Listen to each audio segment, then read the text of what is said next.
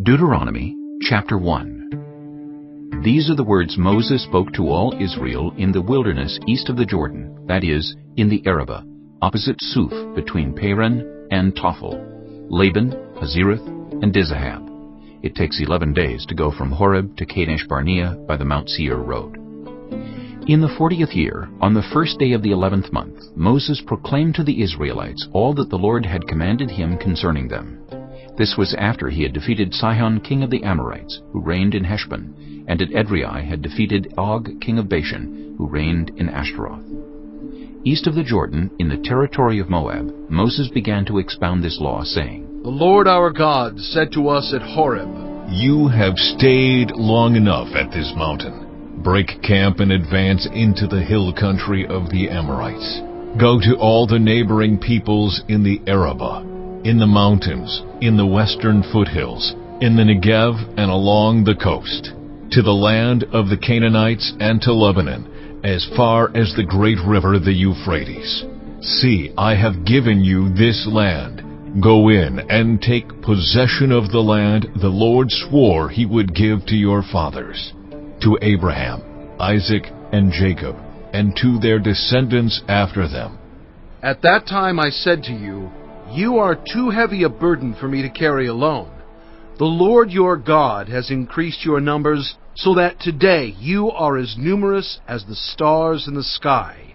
May the Lord, the God of your ancestors, increase you 1,000 times, and bless you as he has promised. But how can I bear your problems, and your burdens, and your disputes all by myself?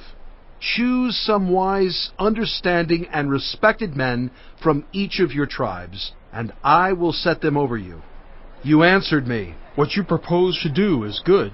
So I took the leading men of your tribes, wise and respected men, and appointed them to have authority over you, as commanders of thousands, of hundreds, of 50s, and of 10s, and as tribal officials. And I charged your judges at that time, Hear the disputes between your people and judge fairly, whether the case is between two Israelites or between an Israelite and a foreigner residing among you. Do not show partiality in judging. Hear both small and great alike. Do not be afraid of anyone, for judgment belongs to God.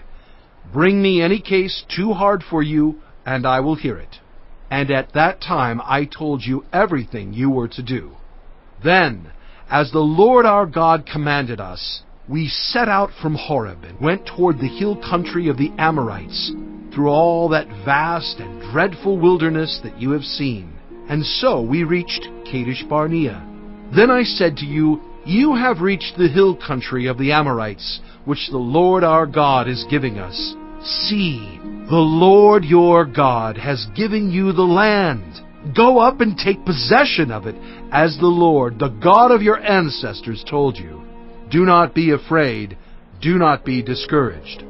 Then all of you came to me and said, Let us send men ahead to spy out the land for us, and bring back a report about the route we are to take and the towns we will come to. The idea seemed good to me, so I selected 12 of you, one man from each tribe.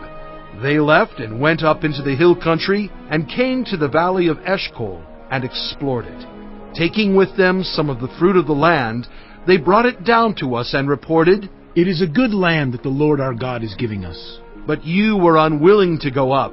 You rebelled against the command of the Lord your God. You grumbled in your tents and said, The Lord hates us, so he brought us out of Egypt to deliver us into the hands of the Amorites to destroy us. Where can we go? Our brothers have made our hearts melt in fear. They say, The people are stronger and taller than we are. The cities are large, with walls up to the sky. We even saw the Anakites there. Then I said to you, Do not be terrified. Do not be afraid of them. The Lord your God, who is going before you, will fight for you, as he did for you in Egypt, before your very eyes and in the wilderness. There you saw how the Lord your God carried you, as a father carries his son, all the way you went until you reached this place. In spite of this, you did not trust in the Lord your God, who went ahead of you on your journey, in fire by night and in a cloud by day, to search out places for you to camp, and to show you the way you should go. When the Lord heard what you said, he was angry and solemnly swore, No one from this evil generation shall see the good land I swore to give your ancestors, except Caleb, son of Jephunneh. He will see it, and I will give him and his descendants the land he set his feet on, because he followed the Lord wholeheartedly. Because of you, the Lord became angry with me also, and said, You shall not enter it either, but your assistant, Joshua, son of Nun, will enter it. Encourage him, because he will lead Israel to inherit it. And the little ones that you said would be taken captive, your children who do not yet know good from bad, they will enter the land. I will give it to them, and they will take possession of it. But as for you, turn around and set out toward the desert, along the route to the Red Sea. Then you replied, We have sinned against the Lord. We will go up and fight, as the Lord our God commanded us. So every one of you put on his weapons, thinking it easy to go up into the hill country. But the Lord said to me, Tell them, do not go up and fight, because I will not be with you. You will be defeated by your enemies. So I told you, but you would not listen. You rebelled against the Lord's command, and in your arrogance you marched up into the hill country. The Amorites who lived in those hills came out against you. They chased you like a swarm of bees and beat you down from Seir all the way to Hormah. You came back and wept before the Lord, but he paid no attention to your weeping and turned a deaf ear to you. And so you stayed in Kadesh many days, all the time you spent there. Chapter 2. Then we turned back and set out toward the wilderness along the route to the Red Sea, as the Lord had directed me. For a long time we made our way around the hill country of Seir. Then the Lord said to me, You have made your way around this hill country long enough. Now turn north. Give the people these orders. You are about to pass through the territory of your relatives, the descendants of Esau, who live in Seir. They will be afraid of you, but be very careful. Do not provoke them to war, for I will not give you any of their land, not even enough to put your foot on. I have given Esau the hill country of Seir as his own. You are to pay them in silver for the food you eat and the water you drink. The Lord your God has blessed you in all the work of your hands. He has watched over your journey through this vast wilderness. These 40 years, the Lord your God has been with you, and you have not lacked anything. So we went on past our relatives, the descendants of Esau, who live in Seir. We turned from the Arabah road, which comes up from Elath and Ezion-Geber, and traveled along the desert road of Moab. Then the Lord said to me, Do not harass the Moabites, or provoke them to war, for I will not give you any part of their land. I have given Ar to the descendants of Lot as a possession. The Emites used to live there, a people strong and numerous, and as tall as the Anakites. Like the Anakites, they too were considered Rephaites, but the Moabites called them Emites. Horites used to live in Seir, but the descendants of Esau drove them out. They destroyed the Horites from before them and settled in their place, just as Israel did in the land the Lord gave them as their possession. And the Lord said, Now get up and cross the Zered Valley. So we crossed the valley. 38 years passed from the time we left Kadesh Barnea until we crossed the Zered Valley. By then, that entire generation of fighting men had perished from the camp, as the Lord had sworn to them. The Lord's hand was against them until he had completely eliminated them from the camp. Now, when the last of these fighting men among the people had died, the Lord said to me, Today you are to pass by the region of Moab at Ar. When you come to the Ammonites, do not harass them or provoke them to war, for I will not give you possession of any land belonging to the Ammonites. I have given it as a possession to the descendants of Lot. That too was considered a land of the Rephaites, who used to live there, but the Ammonites called them Zamzummites. They were a people strong and numerous, and as tall as the Anakites. The Lord destroyed them from before the Ammonites, who drove them out and settled in their place. The Lord had done the same for the descendants of Esau who lived in Seir, when he destroyed the Horites from before them. They drove them out and have lived in their place to this day. And as for the Avites, who lived in villages as far as Gaza, the Caphtorites coming out of Caphtor destroyed them and settled in their place. Set out now and cross the Arnon Gorge. See, I have given into your hand Sihon the Amorite, king of Heshbon, and his country. Begin to take possession of it, and engage him in battle. This very day I will begin to put the terror and fear of you on all the nations under heaven. They will hear reports of you, and will tremble and be in anguish because of you. From the desert of Kedemoth, I sent messengers to Sihon, king of Heshbon, offering peace, and saying, Let us pass through your country. We will stay on the main road. We will not turn aside to the right or to the left. Sell us food to eat and water to drink for their price in silver. Only let us pass through on foot, as the descendants of Esau who live in Seir, and the Moabites who live in Ar did for us, until we cross the Jordan into the land the Lord our God is giving us. But Sihon, king of Heshbon, refused to let us pass through, for the Lord your God had made his spirit stubborn, and his heart obstinate, in order to give him into your hands, as he has now done. The Lord said to me, See, I have begun to deliver Sihon and his country over to you. Now begin to conquer and possess his land. When Sihon and all his army came out to meet us in battle at Jahaz, the Lord our God delivered him over to us, and we struck him down, together with his sons and his whole army. At that time we took all his towns and completely destroyed them. Men, women, and children, we left no survivors. But the livestock and the plunder from the towns we had captured, we carried off for ourselves. From Aroer on the rim of the Arnon Gorge, and from the town in the gorge, even as far as Gilead, not one town was too strong for us.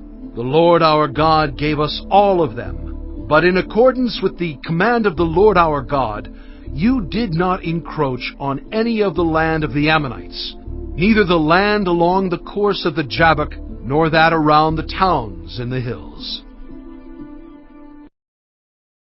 Chapter 3.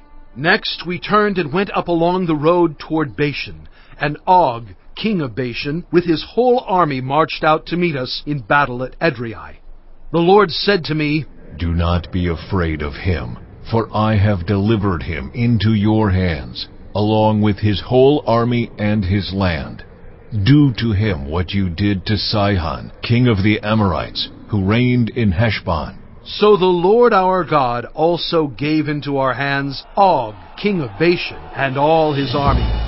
We struck them down, leaving no survivors. At that time we took all his cities.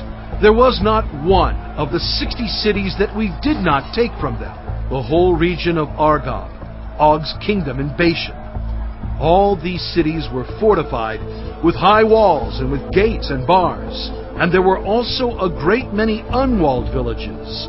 We completely destroyed them, as we had done with Sihon, king of Heshbon, destroying every city, men, women, and children. But all the livestock and the plunder from their cities we carried off for ourselves.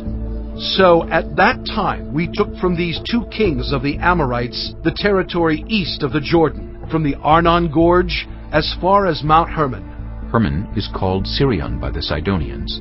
The Amorites call it Senir. We took all the towns on the plateau, and all Gilead, and all Bashan, as far as Salakah and Edrei, towns of Og's kingdom in Bashan. Og, king of Bashan, was the last of the Rephaites. His bed was decorated with iron, and was more than 9 cubits long and 4 cubits wide. It is still in Rabbah of the Ammonites. Of the land that we took over at that time, I gave the Reubenites and the Gadites the territory north of Aroer, by the Arnon Gorge, including half the hill country of Gilead, together with its towns. The rest of Gilead, and also all of Bashan, the kingdom of Og, I gave to the half-tribe of Manasseh. The whole region of Argob and Bashan used to be known as a land of the Rephaites. Jair, a descendant of Manasseh, took the whole region of Argob as far as the border of the Geshurites and the Maacathites. It was named after him, so that to this day Bashan is called Havoth Jair. And I gave Gilead to Machir, but to the Reubenites and the Gadites I gave the territory extending from Gilead down to the Arnon Gorge, the middle of the gorge being the border, and out to the Jabbok River, which is the border of the Ammonites. Its western border was the Jordan in the Arabah, from Kinnereth to the Sea of the Arabah, that is, the Dead Sea, below the slopes of Pisgah. I commanded you at that time, the Lord your God has given you this land to take possession of it, but all your able-bodied men, armed for battle, must cross over ahead of the other Israelites.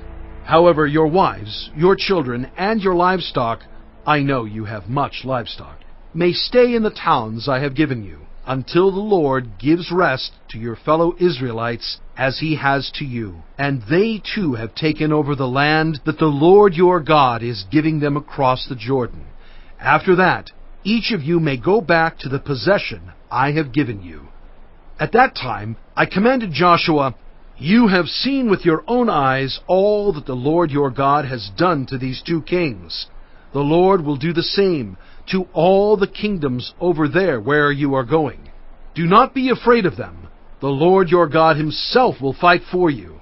At that time, I pleaded with the Lord, Sovereign Lord, you have begun to show to your servant your greatness and your strong hand. For what God is there in heaven or on earth who can do the deeds and mighty works you do? Let me go over and see the good land beyond the Jordan, that fine hill country and Lebanon. But because of you, the Lord was angry with me and would not listen to me. That is enough, The Lord said. Do not speak to me any more about this matter. Go up to the top of Pisgah, and look west and north and south and east. Look at the land with your own eyes, since you are not going to cross this Jordan. But commission Joshua, and encourage and strengthen him, for he will lead this people across, and will cause them to inherit the land that you will see. So we stayed in the valley near Beth Peor. Chapter 4. Now, Israel, hear the decrees and laws I am about to teach you. Follow them so that you may live, and may go in and take possession of the land the Lord, the God of your ancestors, is giving you. Do not add to what I command you, and do not subtract from it, but keep the commands of the Lord your God that I give you. You saw with your own eyes what the Lord did at Baal Peor. The Lord your God destroyed from among you everyone who followed the Baal of Peor. But all of you who held fast to the Lord your God are still alive today. See, I have taught you decrees and laws, as the Lord my God commanded me, so that you may follow them in the land you are entering to take possession of it. Observe them carefully, for this will show your wisdom and understanding to the nations, who will hear about all these decrees and say, Surely this great nation is a wise and understanding people. What other nation is so great as to have their gods near them the way the Lord our God is near us whenever we pray to him? And what other nation is so great as to have such righteous decrees and laws as this body of laws I am setting before you today? Only be careful and watch yourselves closely so that you do not forget the things your eyes have seen or let them fade from your heart as long as you live. Teach them to your children and to their children after them. Remember the day you stood before the Lord your God at Horeb, when he said to me, Assemble the people before me to hear my words, so that they may learn to revere me as long as they live in the land, and may teach them to their children. You came near and stood at the foot of the mountain, while it blazed with fire to the very heavens, with black clouds and deep darkness. Then the Lord spoke to you out of the fire. You heard the sound of words, but saw no form. There was only a voice. He declared to you his covenant, the 10 Commandments, which he commanded you to follow, and then wrote them on 2 stone tablets. And the Lord directed me at that time to teach you the decrees and laws you are to follow in the land that you are crossing the Jordan to possess. You saw no form of any kind the day the Lord spoke to you at Horeb out of the fire. Therefore watch yourselves very carefully, so that you do not become corrupt and make for yourselves an idol, an image of any shape, whether formed like a man or a woman, or like any animal on earth, or any bird that flies in the air, or like any creature that moves along the ground, or any fish in the waters below.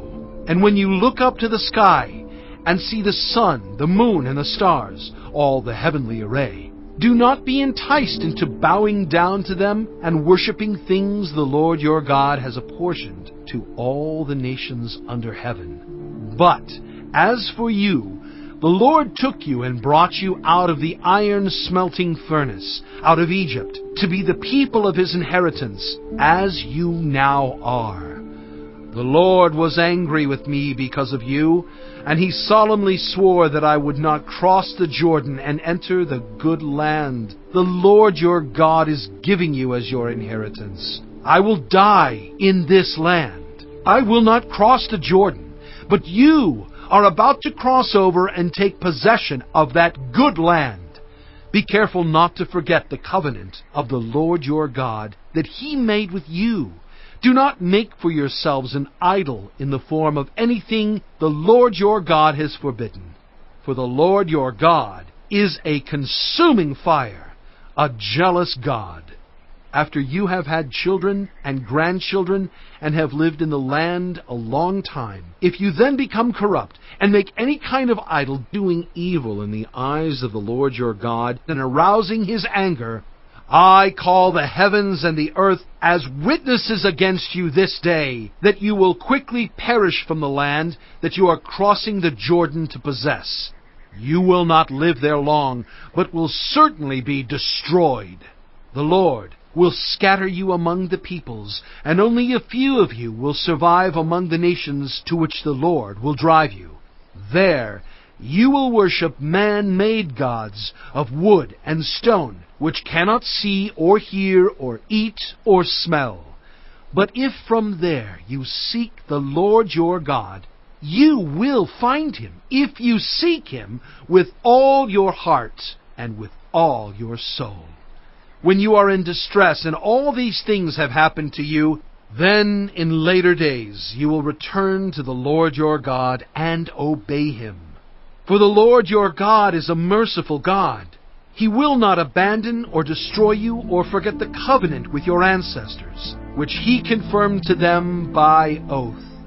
Ask now about the former days, long before your time, from the day God created human beings on the earth. Ask from one end of the heavens to the other. Has anything so great as this ever happened? Or has anything like it ever been heard of? Has any other people heard the voice of God speaking out of fire as you have and lived?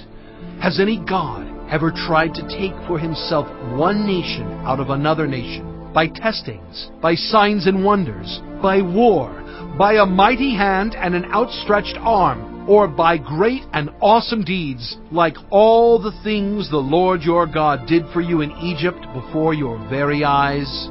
You were shown these things so that you might know that the Lord is God. Besides him there is no other.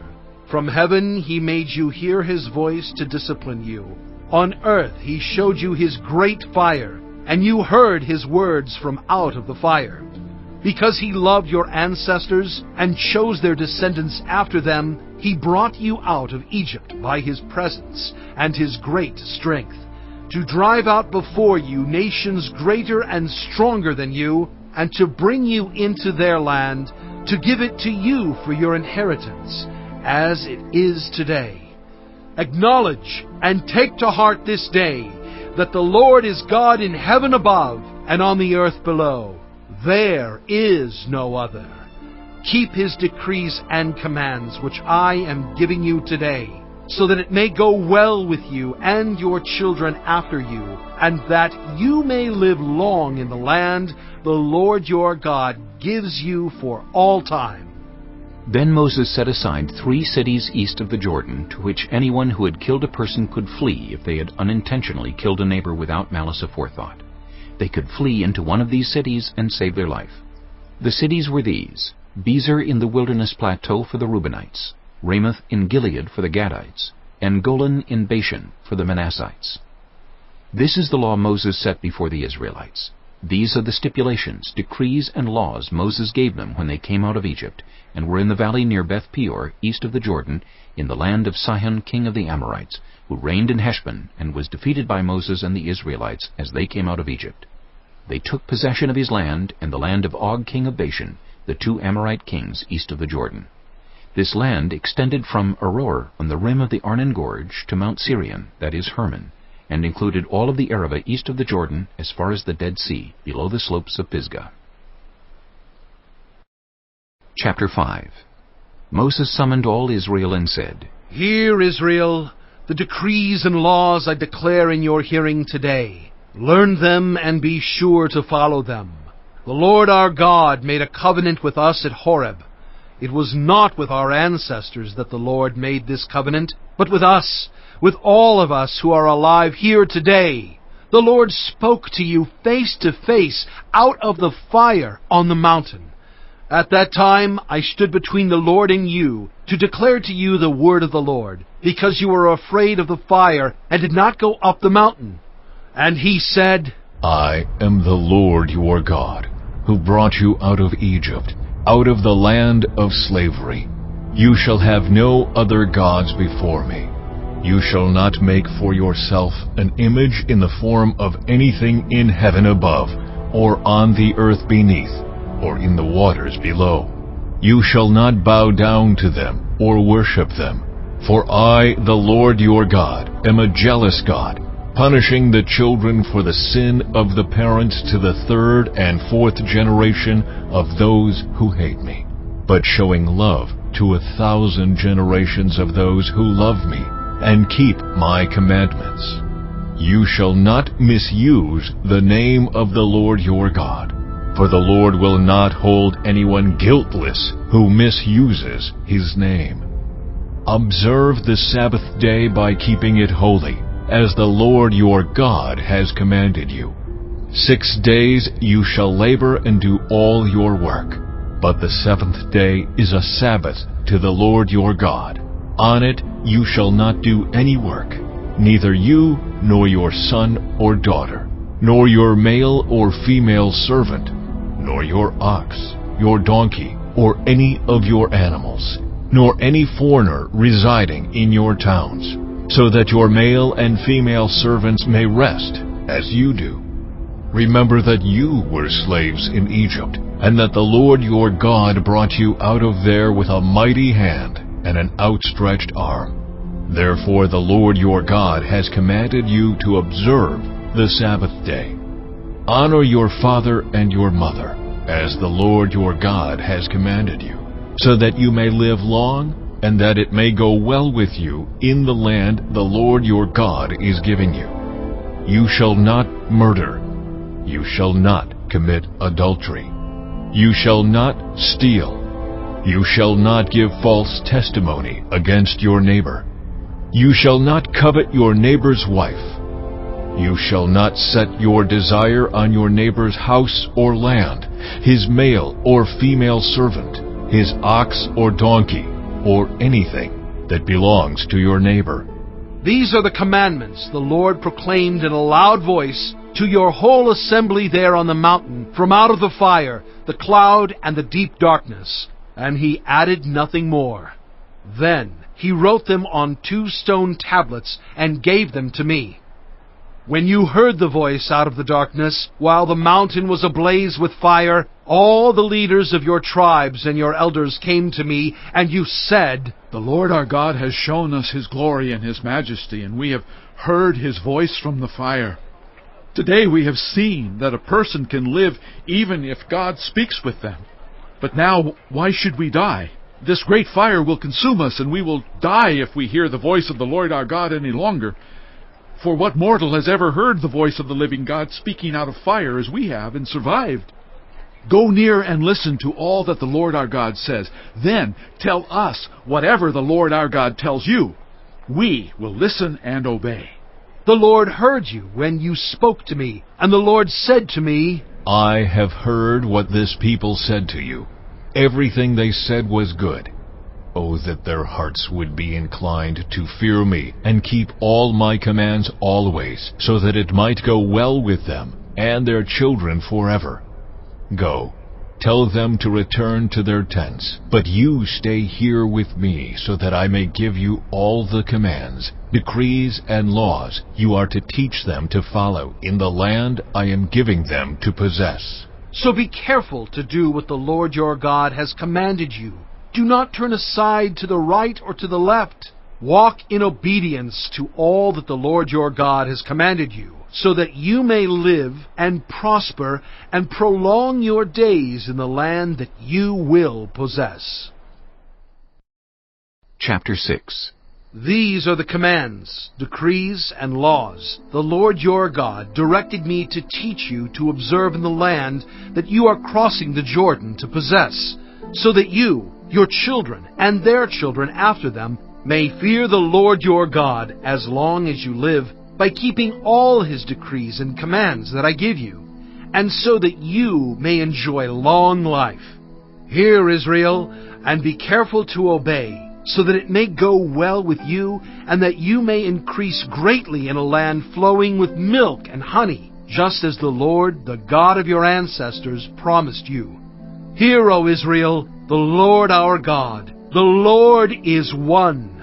Love the Lord your God with all your heart, and with all your soul, and with all your strength. These commandments that I give you today are to be on your hearts. Impress them on your children. Talk about them when you sit at home, and when you walk along the road, when you lie down, and when you get up. Tie them as symbols on your hands, and bind them on your foreheads. Write them on the doorframes of your houses and on your gates.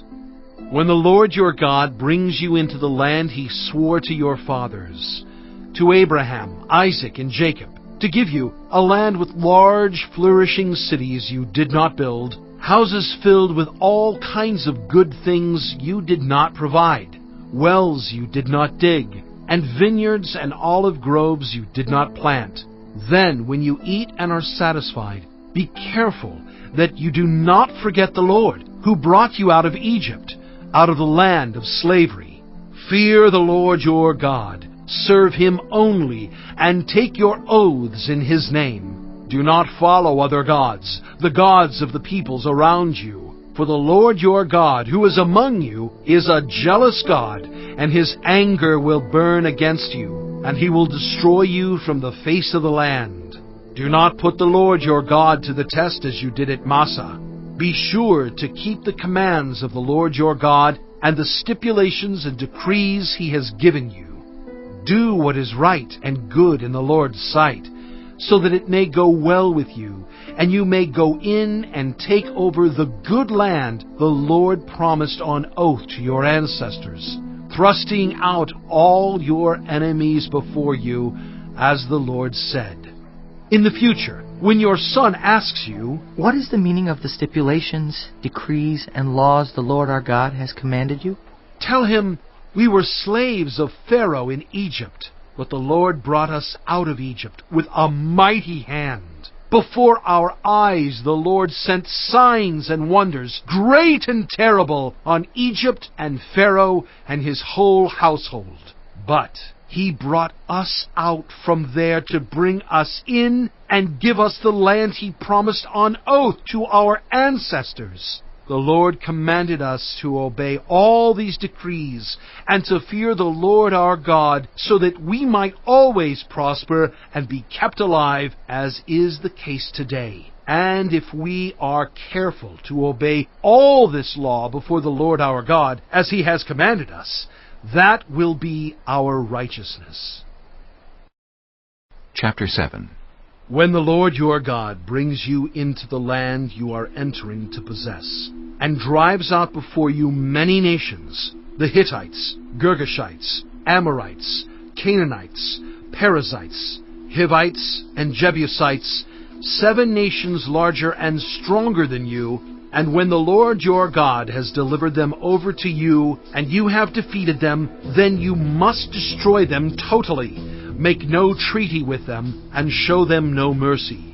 Do not intermarry with them. Do not give your daughters to their sons, or take their daughters for your sons, for they will turn your children away from following me to serve other gods.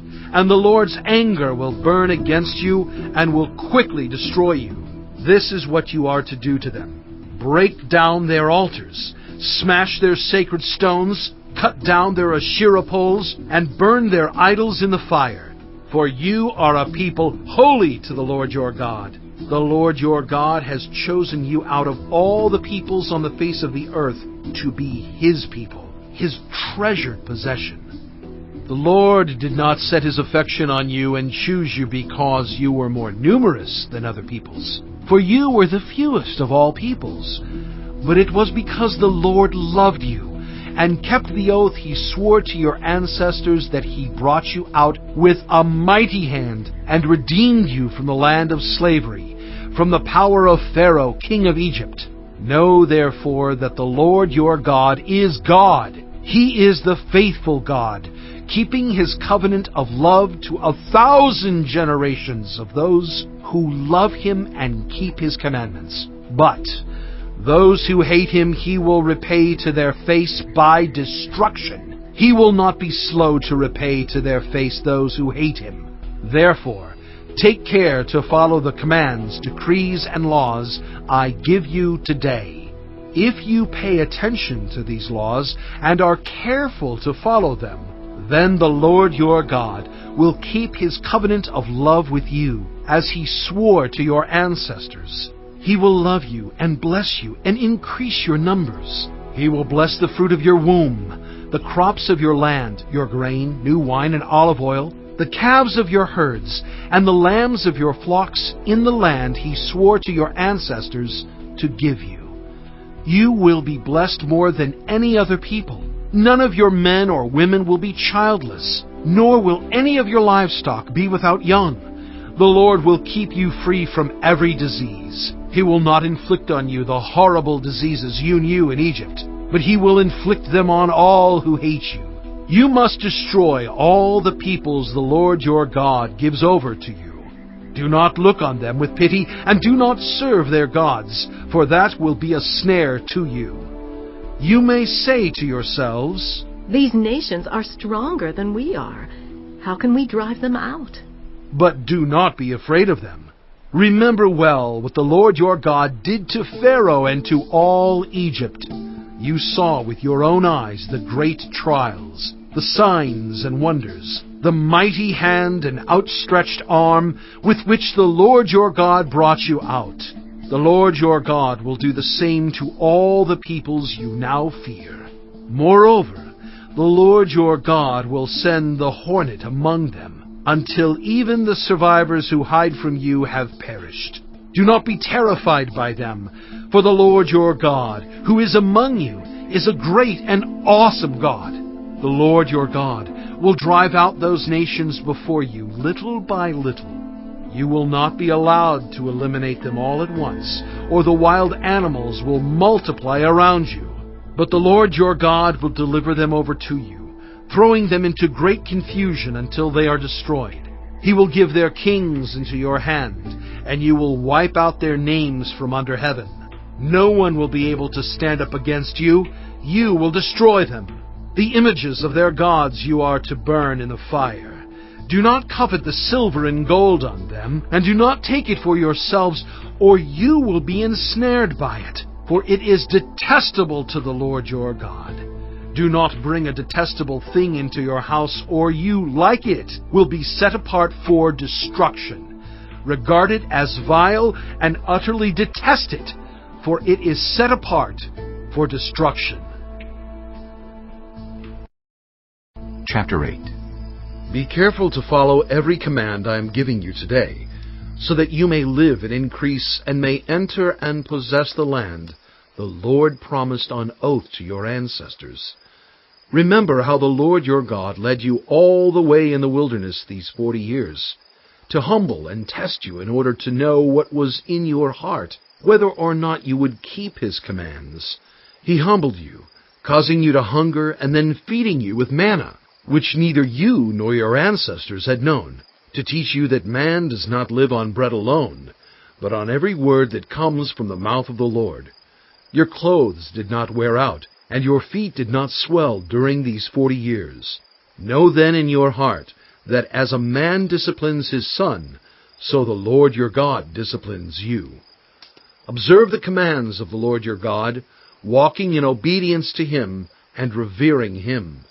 For the Lord your God is bringing you into a good land, a land with brooks, streams, and deep springs gushing out into the valleys and hills, a land with wheat and barley, vines and fig trees, pomegranates, olive oil and honey, a land where bread will not be scarce, and you will lack nothing, a land where the rocks are iron, and you can dig copper out of the hills.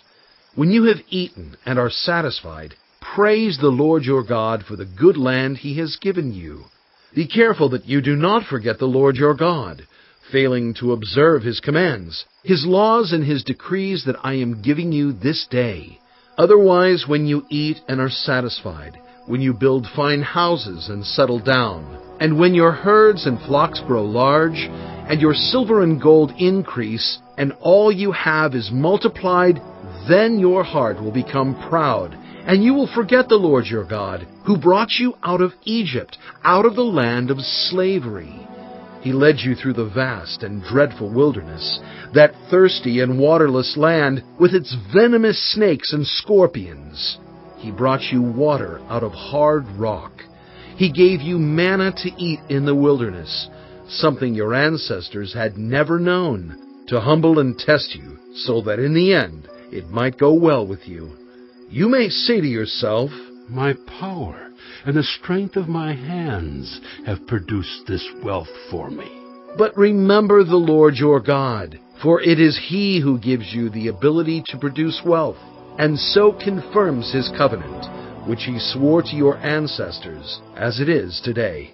If you ever forget the Lord your God, and follow other gods, and worship and bow down to them, I testify against you today that you will surely be destroyed.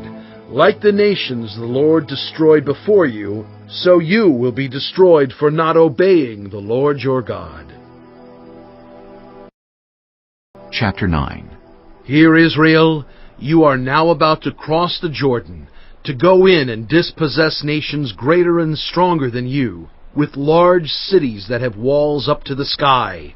The people are strong and tall, Anakites.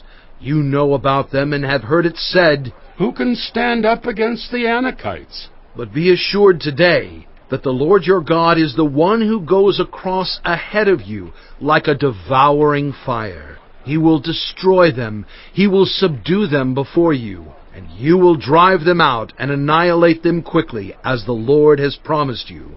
After the Lord your God has driven them out before you, do not say to yourself, The Lord has brought me here to take possession of this land because of my righteousness. No, it is on account of the wickedness of these nations that the Lord is going to drive them out before you. It is not because of your righteousness or your integrity that you are going in to take possession of their land, but on account of the wickedness of these nations. The Lord your God will drive them out before you, to accomplish what he swore to your fathers, to Abraham, Isaac, and Jacob. Understand, then, that it is not because of your righteousness that the Lord your God is giving you this good land to possess, for you are a stiff-necked people. Remember this, and never forget how you aroused the anger of the Lord your God in the wilderness. From the day you left Egypt until you arrived here, you have been rebellious against the Lord. At Horeb, you aroused the Lord's wrath so that he was angry enough to destroy you. When I went up on the mountain to receive the tablets of stone, the tablets of the covenant that the Lord had made with you, I stayed on the mountain 40 days and 40 nights. I ate no bread and drank no water. The Lord gave me 2 stone tablets inscribed by the finger of God. On them were all the commandments the Lord proclaimed to you on the mountain, out of the fire, on the day of the assembly. At the end of the 40 days and 40 nights, the Lord gave me the 2 stone tablets, the tablets of the covenant. Then the Lord told me, Go down from here at once, because your people whom you brought out of Egypt have become corrupt. They have turned away quickly from what I commanded them, and have made an idol for themselves. And the Lord said to me, I have seen this people, and they are a stiff-necked people indeed. Let me alone so that I may destroy them, and blot out their name from under heaven. And I will make you into a nation stronger and more numerous than they. So I turned and went down from the mountain while it was ablaze with fire, and the 2 tablets of the covenant were in my hands. When I looked, I saw that you had sinned against the Lord your God. You had made for yourselves an idol cast in the shape of a calf. You had turned aside quickly from the way that the Lord had commanded you. So I took the 2 tablets and threw them out of my hands, breaking them to pieces before your eyes. Then once again I fell prostrate before the Lord for 40 days and 40 nights. I ate no bread and drank no water because of all the sin you had committed, doing what was evil in the Lord's sight and so arousing his anger. I feared the anger and wrath of the Lord, for he was angry enough with you to destroy you. But again the Lord listened to me, and the Lord was angry enough with Aaron to destroy him. But at that time I prayed for Aaron too. Also I took that sinful thing of yours, the calf you had made, and burned it in the fire. Then I crushed it and ground it to powder as fine as dust, and threw the dust into a stream that flowed down the mountain. You also made the Lord angry at Taberah, at Massa, and at Kibroth-Hattaavah. And when the Lord sent you out from Kadesh-Barnea, he said, Go up and take possession of the land I have given you. But you rebelled against the command of the Lord your God. You did not trust him or obey him. You have been rebellious against the Lord ever since I have known you. I lay prostrate before the Lord those 40 days and 40 nights because the Lord had said he would destroy you. I prayed to the Lord and said, Sovereign Lord, do not destroy your people, your own inheritance that you redeemed by your great power and brought out of Egypt with a mighty hand.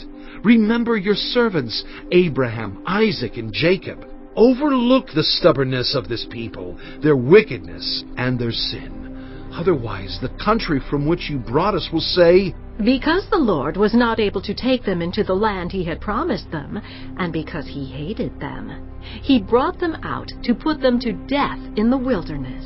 But they are your people, your inheritance that you brought out by your great power and your outstretched arm. Chapter 10. At that time the Lord said to me, Chisel out 2 stone tablets, like the first ones, and come up to me on the mountain. Also, make a wooden ark. I will write on the tablets the words that were on the first tablets, which you broke. Then you are to put them in the ark. So I made the ark out of acacia wood, and chiseled out 2 stone tablets like the first ones. And I went up on the mountain with the 2 tablets in my hands. The Lord wrote on these tablets what he had written before, the 10 commandments he had proclaimed to you on the mountain, out of the fire, on the day of the assembly, and the Lord gave them to me. Then I came back down the mountain, and put the tablets in the ark I had made, as the Lord commanded me, and they are there now. The Israelites traveled from the wells of Beni-Jaakan to Mosera. There Aaron died and was buried, and Eleazar his son succeeded him as priest. From there they traveled to Gudgoda and on to Jotbatha, a land with streams of water. At that time the Lord set apart the tribe of Levi to carry the ark of the covenant of the Lord, to stand before the Lord to minister, and to pronounce blessings in his name. as they still do today. That is why the Levites have no share or inheritance among their fellow Israelites. The Lord is their inheritance, as the Lord your God told them. Now I had stayed on the mountain 40 days and 40 nights, as I did the first time, and the Lord listened to me at this time also. It was not His will to destroy you. Go, The Lord said to me, and lead the people on their way, so that they may enter and possess the land I swore to their ancestors to give them. And now, Israel, what does the Lord your God ask of you but to fear the Lord your God, to walk in obedience to Him, to love Him, to serve the Lord your God with all your heart and with all your soul, and to observe the Lord's commands and decrees that I am giving you today for your own good? To the Lord your God belong the heavens, even the highest heavens, the earth and everything in it. Yet the Lord set His affection on your ancestors and loved them, and He chose you, their descendants, above all the nations, as it is today. Circumcise your hearts, therefore, and do not be stiff-necked any longer. For the Lord your God is God of gods and Lord of lords, the great God, mighty and awesome, who shows no partiality and accepts no bribes. He defends the cause of the fatherless and the widow, and loves the foreigner residing among you, giving them food and clothing.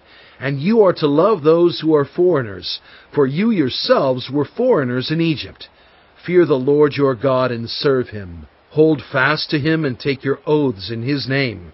He is the one you praise. He is your God who performed for you those great and awesome wonders you saw with your own eyes. Your ancestors who went down into Egypt were 70 in all, and now the Lord your God has made you as numerous as the stars in the sky. Chapter 11. Love the Lord your God and keep His requirements, His decrees, His laws, and His commands always. Remember today that your children were not the ones who saw and experienced the discipline of the Lord your God, His majesty, His mighty hand, His outstretched arm, the signs He performed and the things He did in the heart of Egypt, both to Pharaoh, king of Egypt, and to his whole country, what He did to the Egyptian army, to its horses and chariots, how He overwhelmed them with the waters of the Red Sea as they were pursuing you, and how the Lord brought lasting ruin on them. It was not your children who saw what He did for you in the wilderness until you arrived at this place, and what He did to Dathan and Abiram, sons of Eliab the Reubenite, when the earth opened its mouth right in the middle of all Israel and swallowed them up with their households, their tents, and every living thing that belonged to them. But it was your own eyes that saw all these great things the Lord has done. Observe therefore all the commands I am giving you today, so that you may have the strength to go in and take over the land that you are crossing the Jordan to possess, and so that you may live long in the land the Lord swore to your ancestors to give to them and their descendants, a land flowing with milk and honey. The land you are entering to take over is not like the land of Egypt, from which you have come, where you planted your seed and irrigated it by foot as in a vegetable garden. But the land you are crossing the Jordan to take possession of is a land of mountains and valleys that drinks rain from heaven. It is a land the Lord your God cares for. The eyes of the Lord your God are continually on it from the beginning of the year to its end. So, if you faithfully obey the commands I am giving you today, to love the Lord your God and to serve Him with all your heart and with all your soul, then I will send rain on your land in its season, both autumn and spring rains, so that you may gather in your grain, new wine and olive oil. I will provide grass in the fields for your cattle, and you will eat and be satisfied. Be careful, or you will be enticed to turn away and worship other gods and bow down to them. Then the Lord's anger will burn against you, and He will shut up the heavens so that it will not rain, and the ground will yield no produce, and you will soon perish from the good land the Lord is giving you. Fix these words of mine in your hearts and minds. Tie them as symbols on your hands and bind them on your foreheads. Teach them to your children, talking about them when you sit at home and when you walk along the road, when you lie down, and when you get up. Write them on the doorframes of your houses and on your gates, so that your days and the days of your children may be many in the land the Lord swore to give your ancestors, as many as the days that the heavens are above the earth. If you carefully observe all these commands I am giving you to follow, to love the Lord your God, to walk in obedience to Him, and to hold fast to Him, then the Lord will drive out all these nations before you, and you will dispossess nations larger and stronger than you. Every place where you set your foot will be yours. Your territory will extend from the desert to Lebanon, and from the Euphrates River to the Mediterranean Sea. No one will be able to stand against you. The Lord your God, as He promised you, will put the terror and fear of you on the whole land wherever you go. See, I am setting before you today a blessing and a curse. The blessing if you obey the commands of the Lord your God that I am giving you today. The curse if you disobey the commands of the Lord your God and turn from the way that I command you today by following other gods which you have not known. When the Lord your God has brought you into the land you are entering to possess, you are to proclaim on Mount Gerizim the blessings, and on Mount Ebal the curses. As you know, these mountains are across the Jordan, westward, toward the setting sun, near the great trees of Moreh, in the territory of those Canaanites living in the Arabah, in the vicinity of Gilgal. You are about to cross the Jordan to enter and take possession of the land the Lord your God is giving you. When you have taken it over and are living there, be sure that you obey all the decrees and laws I am setting before you today. Chapter 12. These are the decrees and laws you must be careful to follow in the land that the Lord, the God of your ancestors, has given you to possess, as long as you live in the land. Destroy completely all the places on the high mountains, on the hills, and under every spreading tree, where the nations you are dispossessing worship their gods. Break down their altars, smash their sacred stones, and burn their Asherah poles in the fire. Cut down the idols of their gods, and wipe out their names from those places. You must not worship the Lord your God in their way, but you are to seek the place the Lord your God will choose from among all your tribes to put His name there for His dwelling. To that place you must go.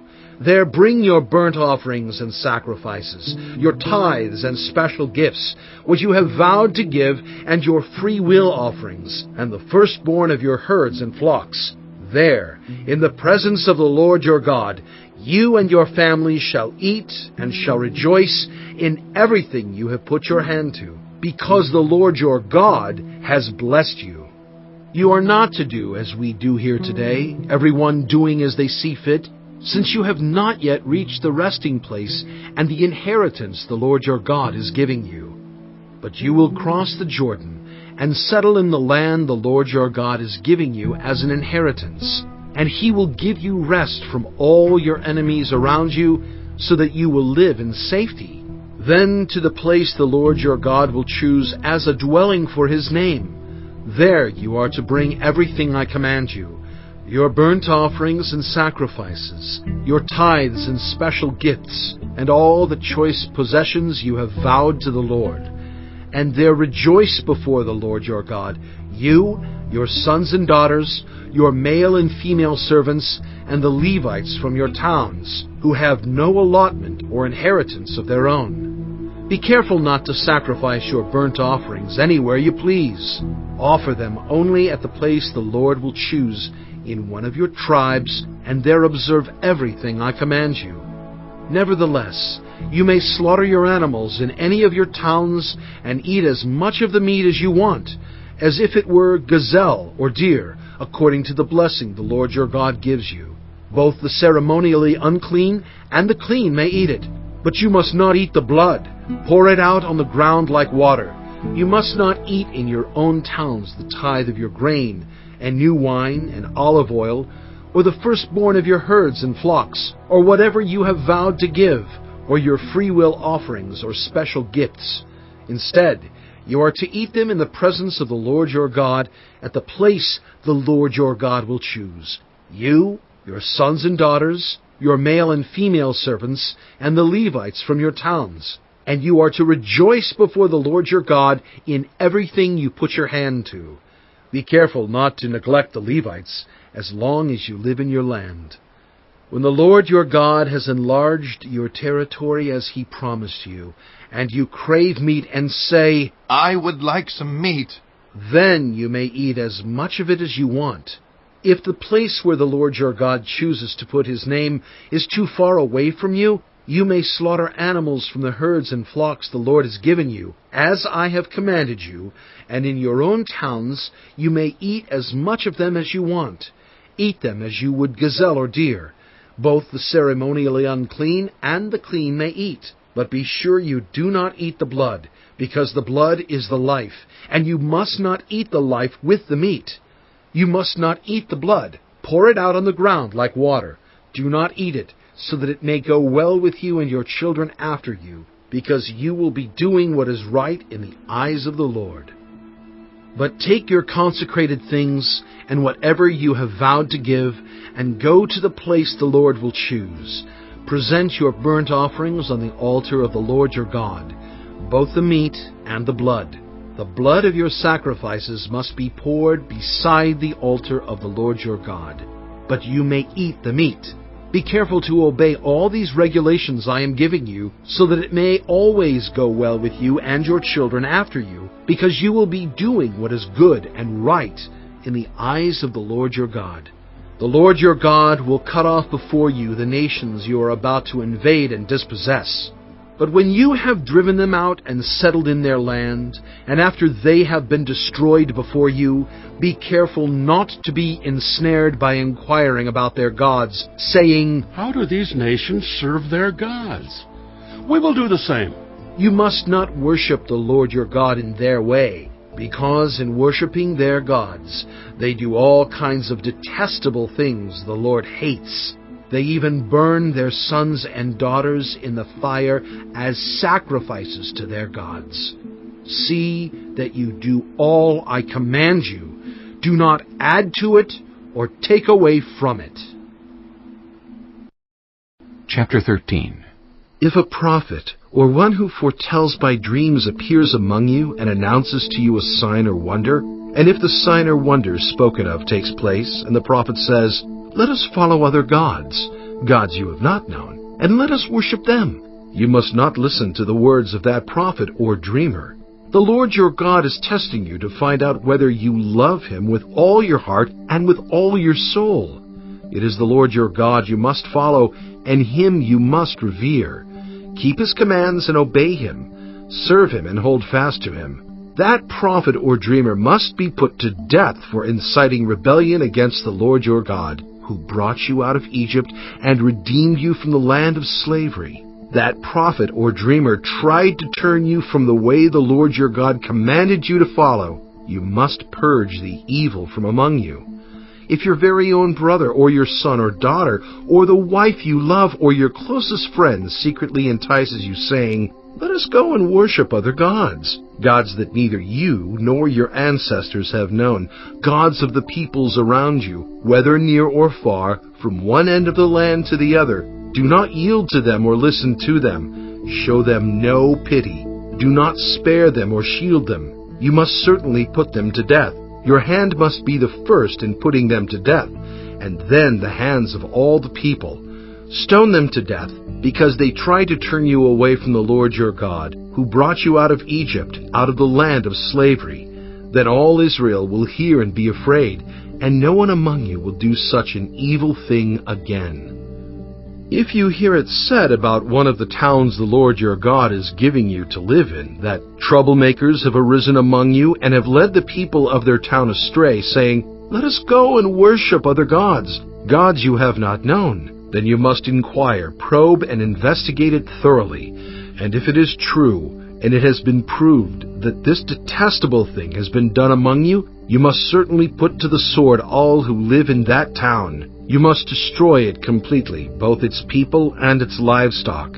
You are to gather all the plunder of the town into the middle of the public square and completely burn the town and all its plunder as a whole burnt offering to the Lord your God. That town is to remain a ruin forever, never to be rebuilt, and none of the condemned things are to be found in your hands. Then the Lord will turn from his fierce anger, will show you mercy, and will have compassion on you. He will increase your numbers, as he promised on oath to your ancestors, because you obey the Lord your God by keeping all his commands that I am giving you today, and doing what is right in his eyes. Chapter 14. You are the children of the Lord your God. Do not cut yourselves or shave the front of your heads for the dead, for you are a people holy to the Lord your God. Out of all the peoples on the face of the earth, the Lord has chosen you to be his treasured possession. Do not eat any detestable thing. These are the animals you may eat: the ox, the sheep, the goat, the deer, the gazelle, the roe deer, the wild goat, the ibex, the antelope, and the mountain sheep. You may eat any animal that has a divided hoof and that chews the cud. However, of those that chew the cud or that have a divided hoof, you may not eat the camel, the rabbit, or the hyrax. Although they chew the cud, they do not have a divided hoof. They are ceremonially unclean for you. The pig is also unclean. Although it has a divided hoof, it does not chew the cud. You are not to eat their meat or touch their carcasses. Of all the creatures living in the water, you may eat any that has fins and scales, but anything that does not have fins and scales you may not eat, for you it is unclean. You may eat any clean bird, but these you may not eat: the eagle, the vulture, the black vulture, the red kite, the black kite, any kind of falcon, any kind of raven, the horned owl, the screech owl, the gull, any kind of hawk, the little owl, the great owl, the white owl, the desert owl, the osprey, the cormorant, the stork, any kind of heron, the hoopoe, and the bat. All flying insects are unclean to you. Do not eat them. But any winged creature that is clean you may eat. Do not eat anything you find already dead. You may give it to the foreigner residing in any of your towns, and they may eat it, or you may sell it to any other foreigner. But you are a people holy to the Lord your God. Do not cook a young goat in its mother's milk. Be sure to set aside 1/10 of all that your fields produce each year. Eat the tithe of your grain, new wine and olive oil, and the firstborn of your herds and flocks in the presence of the Lord your God, at the place he will choose as a dwelling for his name, so that you may learn to revere the Lord your God always. But if that place is too distant and you have been blessed by the Lord your God and cannot carry your tithe, because the place where the Lord will choose to put his name is so far away, then exchange your tithe for silver, and take the silver with you and go to the place the Lord your God will choose. Use the silver to buy whatever you like: cattle, sheep, wine, or other fermented drink, or anything you wish. Then you and your household shall eat there in the presence of the Lord your God, and rejoice. And do not neglect the Levites living in your towns, for they have no allotment or inheritance of their own. At the end of every 3 years, bring all the tithes of that year's produce and store it in your towns, so that the Levites, who have no allotment or inheritance of their own, and the foreigners, the fatherless, and the widows who live in your towns may come and eat and be satisfied, and so that the Lord your God may bless you in all the work of your hands. Chapter 15. At the end of every 7 years you must cancel debts. This is how it is to be done. Every creditor shall cancel any loan they have made to a fellow Israelite. They shall not require payment from anyone among their own people, because the Lord's time for canceling debts has been proclaimed.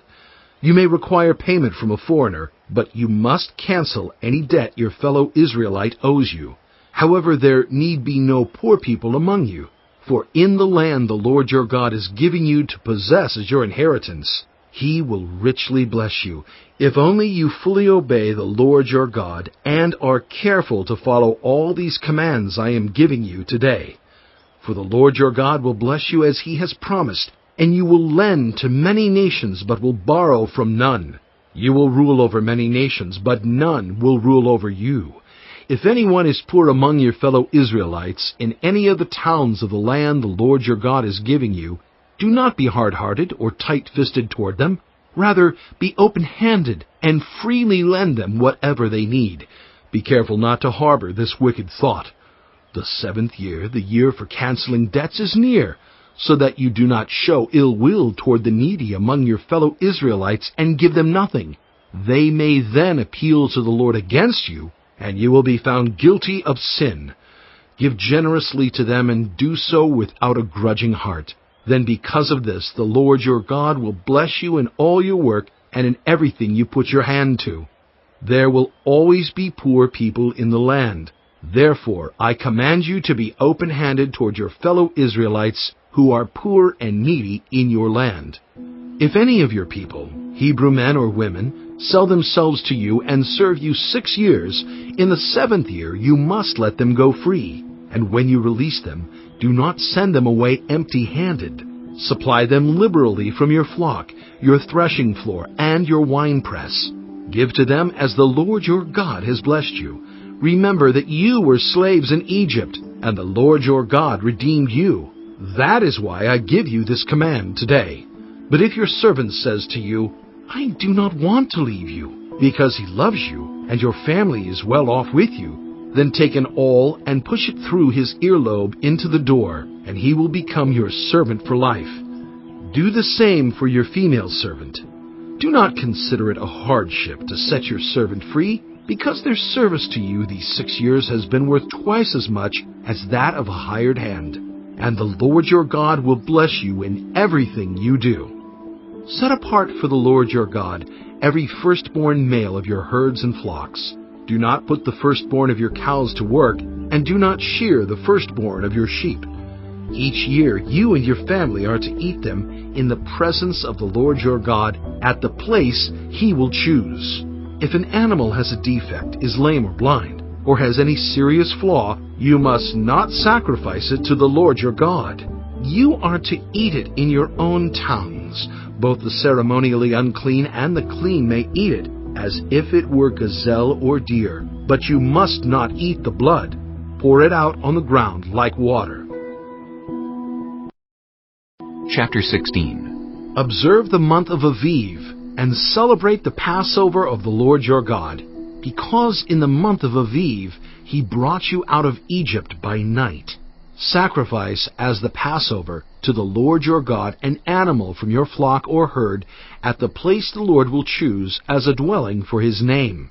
Do not eat it with bread made with yeast, but for 7 days eat unleavened bread, the bread of affliction, because you left Egypt in haste, so that all the days of your life you may remember the time of your departure from Egypt. Let no yeast be found in your possession in all your land for 7 days. Do not let any of the meat you sacrifice on the evening of the first day remain until morning. You must not sacrifice the Passover in any town the Lord your God gives you, except in the place he will choose as a dwelling for his name. There you must sacrifice the Passover in the evening, when the sun goes down, on the anniversary of your departure from Egypt. Roast it and eat it at the place the Lord your God will choose. Then in the morning return to your tents.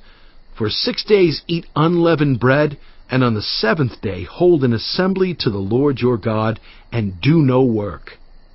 Count off 7 weeks from the time you begin to put the sickle to the standing grain. Then celebrate the festival of weeks to the Lord your God by giving a free will offering in proportion to the blessings the Lord your God has given you.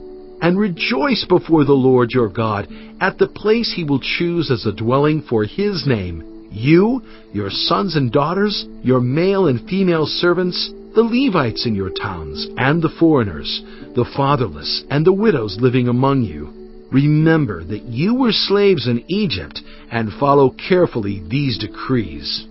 Celebrate the festival of tabernacles for 7 days after you have gathered the produce of your threshing floor and your winepress.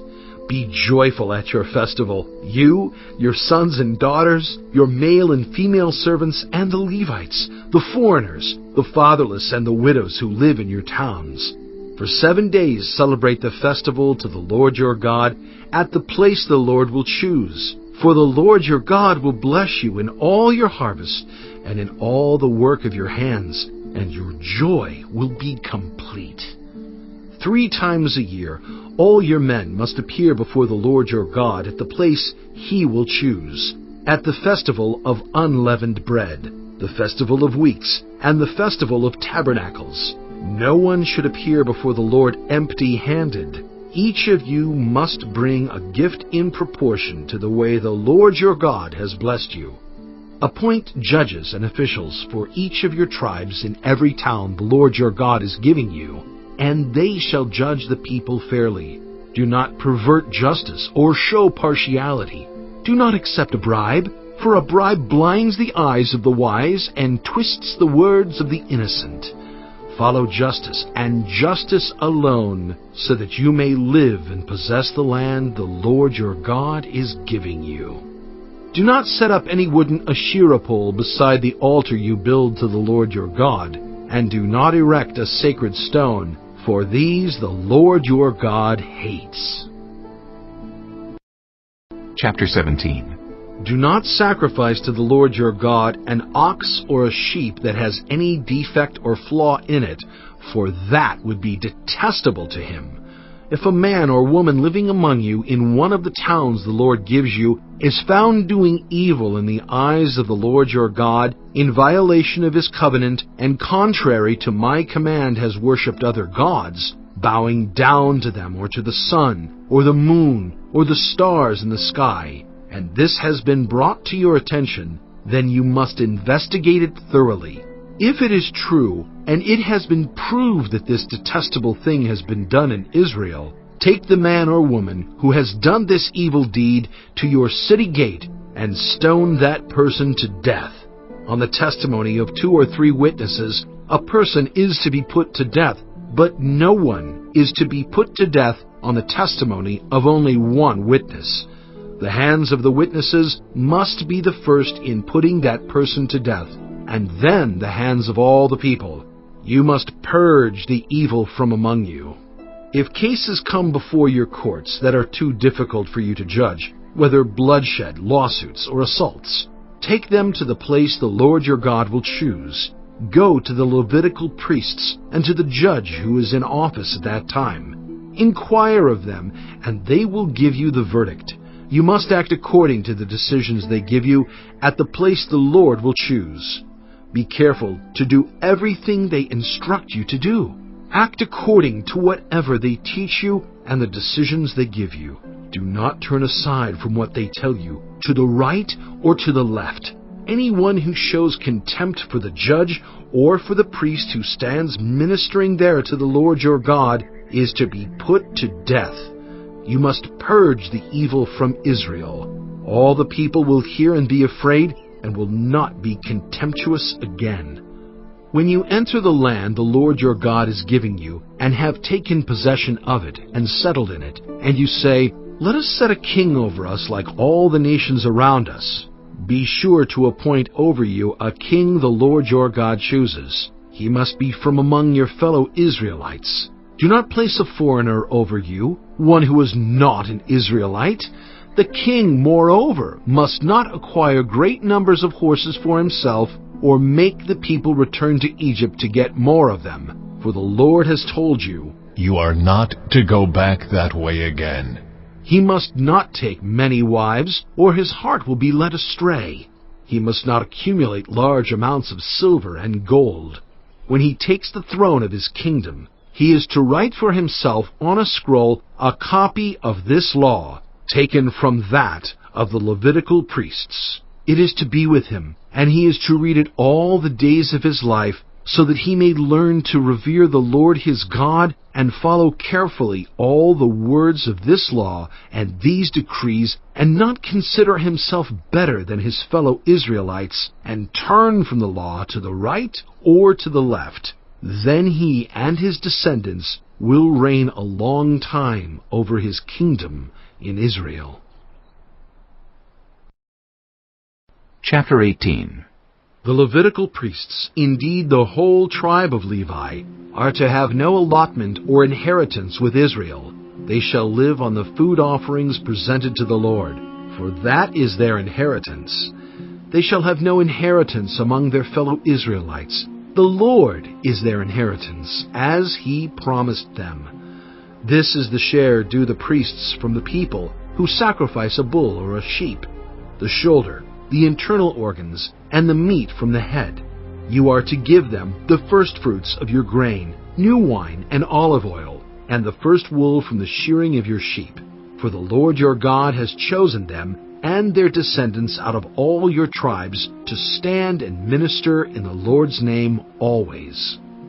If a Levite moves from one of your towns anywhere in Israel where he is living, and comes in all earnestness to the place the Lord will choose, he may minister in the name of the Lord his God, like all his fellow Levites who serve there in the presence of the Lord.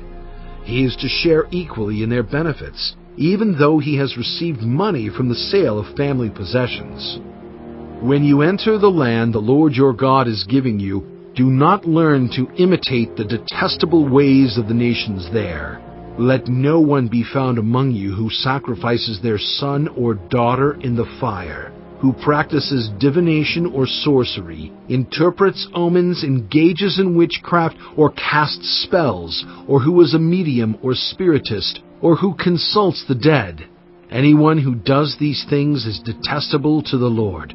Because of these same detestable practices, the Lord your God will drive out those nations before you. You must be blameless before the Lord your God. The nations you will dispossess, listen to those who practice sorcery or divination. But as for you, the Lord your God has not permitted you to do so. The Lord your God will raise up for you a prophet like me from among you, from your fellow Israelites. You must listen to him, for this is what you asked of the Lord your God at Horeb on the day of the assembly when you said, "Let us not hear the voice of the Lord our God, nor see this great fire anymore, or we will die." The Lord said to me, What they say is good. I will raise up for them a prophet like you from among their fellow Israelites, and I will put my words in his mouth. He will tell them everything I command him. I myself will call to account anyone who does not listen to my words that the prophet speaks in my name. But a prophet who presumes to speak in my name anything I have not commanded, or a prophet who speaks in the name of other gods, is to be put to death. You may say to yourselves, How can we know when a message has not been spoken by the Lord? if what a prophet proclaims in the name of the Lord does not take place or come true, that is a message the Lord has not spoken. That prophet has spoken presumptuously, so do not be alarmed. Chapter 19. When the Lord your God has destroyed the nations whose land he is giving you, and when you have driven them out and settled in their towns and houses, then set aside for yourselves 3 cities in the land the Lord your God is giving you to possess. Determine the distances involved, and divide into 3 parts the land the Lord your God is giving you as an inheritance, so that a person who kills someone may flee for refuge to one of these cities. This is the rule concerning anyone who kills a person and flees there for safety. Anyone who kills a neighbor unintentionally without malice aforethought. For instance, a man may go into the forest with his neighbor to cut wood, and as he swings his axe to fell a tree, the head may fly off and hit his neighbor and kill him. That man may flee to one of these cities and save his life. Otherwise, the avenger of blood might pursue him in a rage, overtake him if the distance is too great, and kill him even though he is not deserving of death, since he did it to his neighbor without malice aforethought. This is why I command you to set aside for yourselves 3 cities. If the Lord your God enlarges your territory, as he promised on oath to your ancestors, and gives you the whole land he promised them, Because you carefully follow all these laws I command you today, to love the Lord your God and to walk always in obedience to Him, then you are to set aside 3 more cities. Do this so that innocent blood will not be shed in your land, which the Lord your God is giving you as your inheritance, and so that you will not be guilty of bloodshed. But if out of hate someone lies in wait, assaults and kills a neighbor, and then flees to one of these cities, the killer shall be sent for by the town elders, be brought back from the city, and be handed over to the avenger of blood to die. Show no pity. You must purge from Israel the guilt of shedding innocent blood, so that it may go well with you. Do not move your neighbor's boundary stone set up by your predecessors in the inheritance you receive in the land the Lord your God is giving you to possess. One witness is not enough to convict anyone accused of any crime or offense they may have committed. A matter must be established by the testimony of 2 or 3 witnesses. If a malicious witness takes the stand to accuse someone of a crime, the 2 people involved in the dispute must stand in the presence of the Lord before the priests and the judges who are in office at the time. The judges must make a thorough investigation, and if the witness proves to be a liar, giving false testimony against a fellow Israelite, then do to the false witness as that witness intended to do to the other party. You must purge the evil from among you.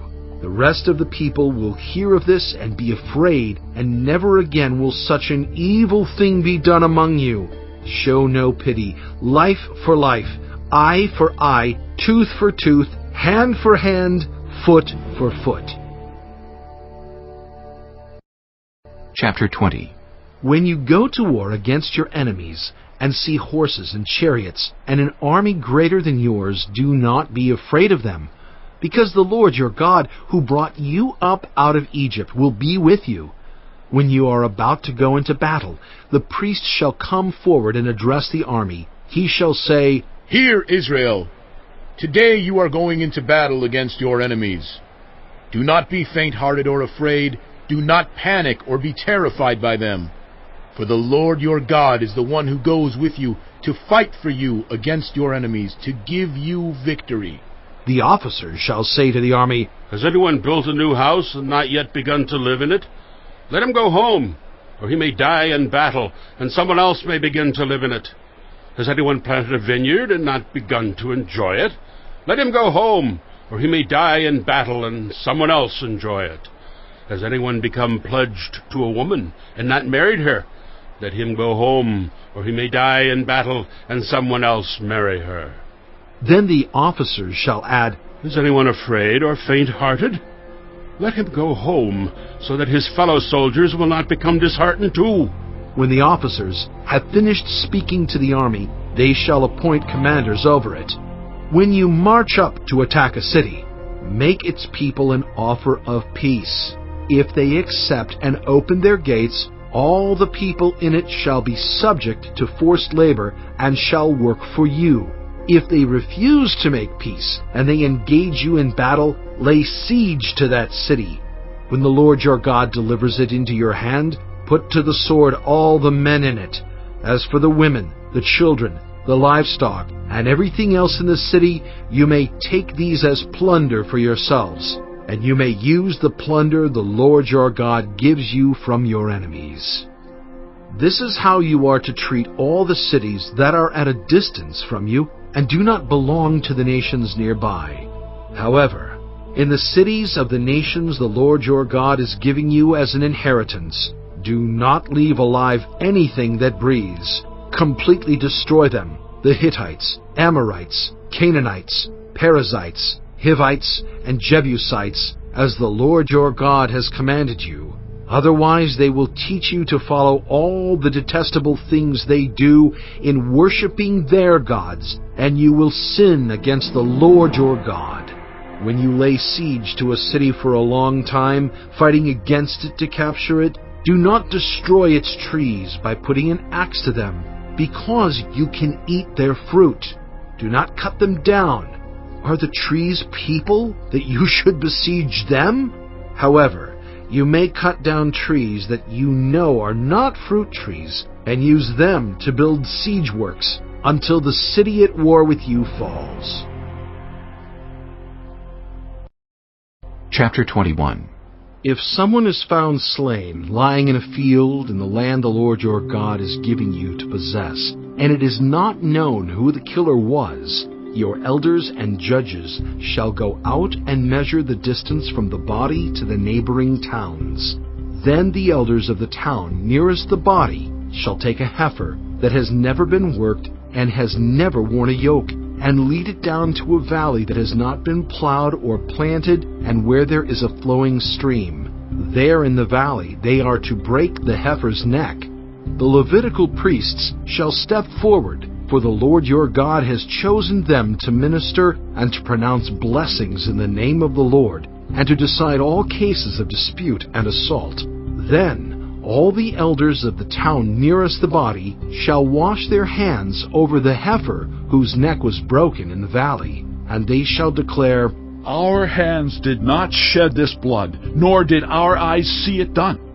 Accept this atonement for your people Israel, whom you have redeemed, Lord, and do not hold your people guilty of the blood of an innocent person. Then the bloodshed will be atoned for, and you will have purged from yourselves the guilt of shedding innocent blood, since you have done what is right in the eyes of the Lord. When you go to war against your enemies, and the Lord your God delivers them into your hands and you take captives, if you notice among the captives a beautiful woman and are attracted to her, you may take her as your wife. Bring her into your home and have her shave her head, trim her nails, and put aside the clothes she was wearing when captured. After she has lived in your house and mourned her father and mother for a full month, then you may go to her and be her husband, and she shall be your wife. If you are not pleased with her, let her go wherever she wishes. You must not sell her or treat her as a slave, since you have dishonored her. If a man has 2 wives, and he loves one but not the other, and both bear him sons, but the firstborn is the son of the wife he does not love, when he wills his property to his sons, he must not give the rights of the firstborn to the son of the wife he loves, in preference to his actual firstborn, the son of the wife he does not love. He must acknowledge the son of his unloved wife as the firstborn by giving him a double share of all he has. That son is the first sign of his father's strength. The right of the firstborn belongs to him.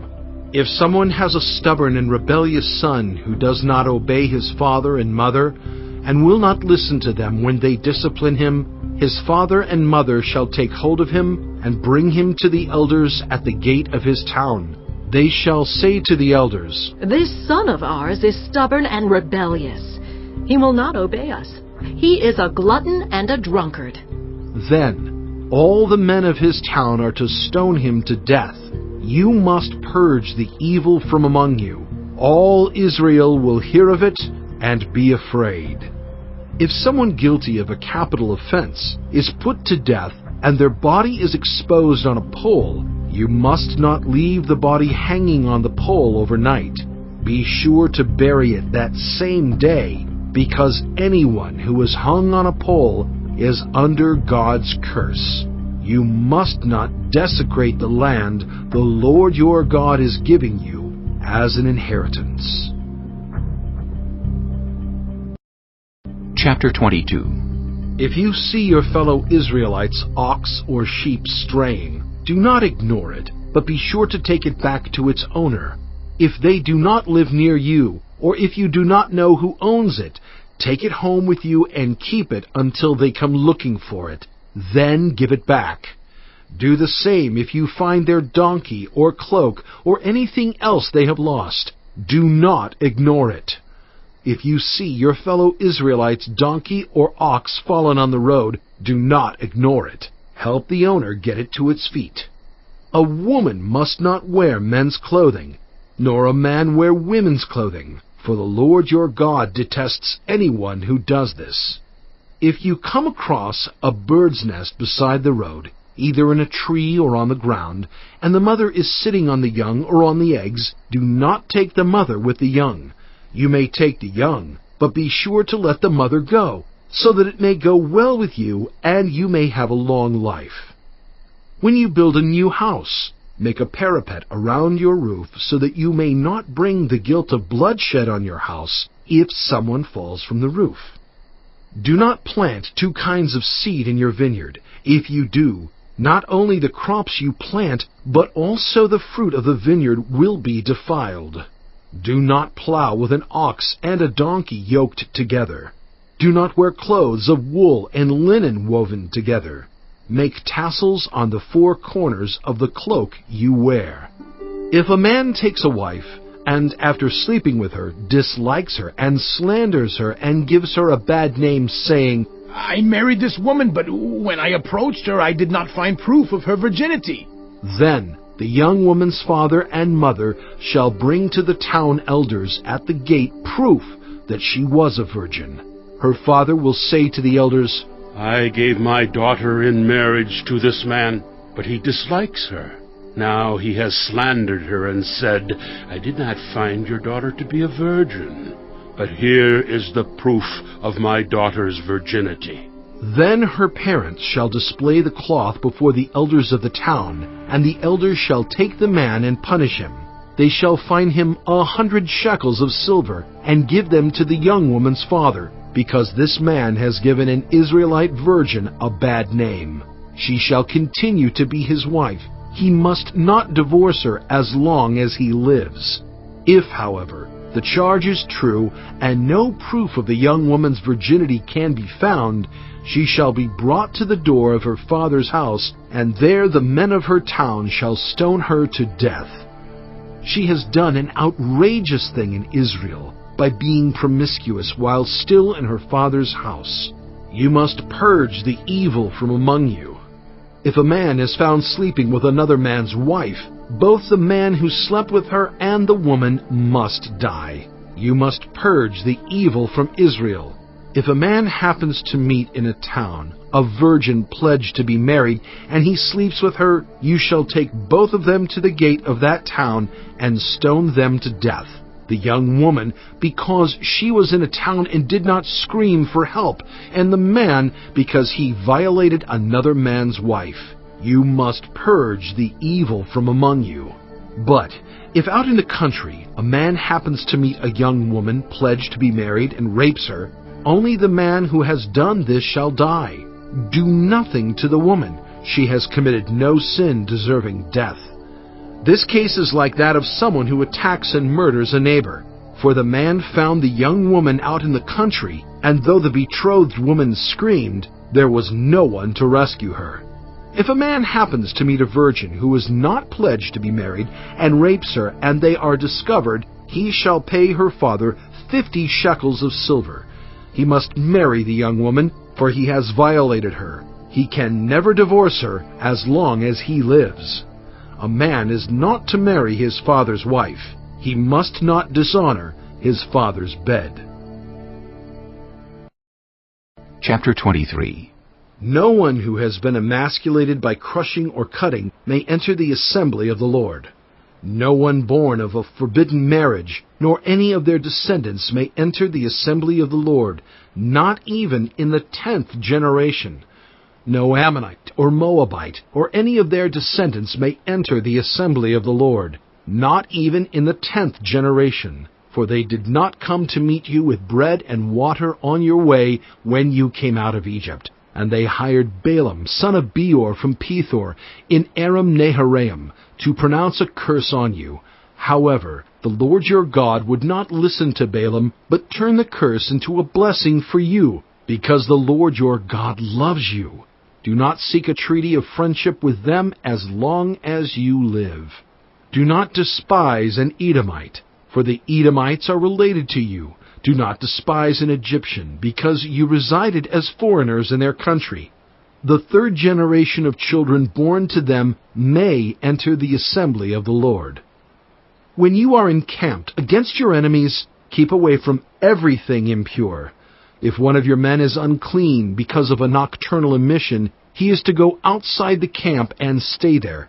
But as evening approaches, he is to wash himself, and at sunset he may return to the camp. Designate a place outside the camp where you can go to relieve yourself. As part of your equipment, have something to dig with, and when you relieve yourself, dig a hole and cover up your excrement. For the Lord your God moves about in your camp to protect you, and to deliver your enemies to you. Your camp must be holy, so that he will not see among you anything indecent and turn away from you. If a slave has taken refuge with you, do not hand them over to their master. Let them live among you wherever they like and in whatever town they choose. Do not oppress them. No Israelite man or woman is to become a shrine prostitute. You must not bring the earnings of a female prostitute or of a male prostitute into the house of the Lord your God to pay any vow, because the Lord your God detests them both. Do not charge a fellow Israelite interest, whether on money or food or anything else that may earn interest. You may charge a foreigner interest, but not a fellow Israelite, so that the Lord your God may bless you in everything you put your hand to in the land you are entering to possess.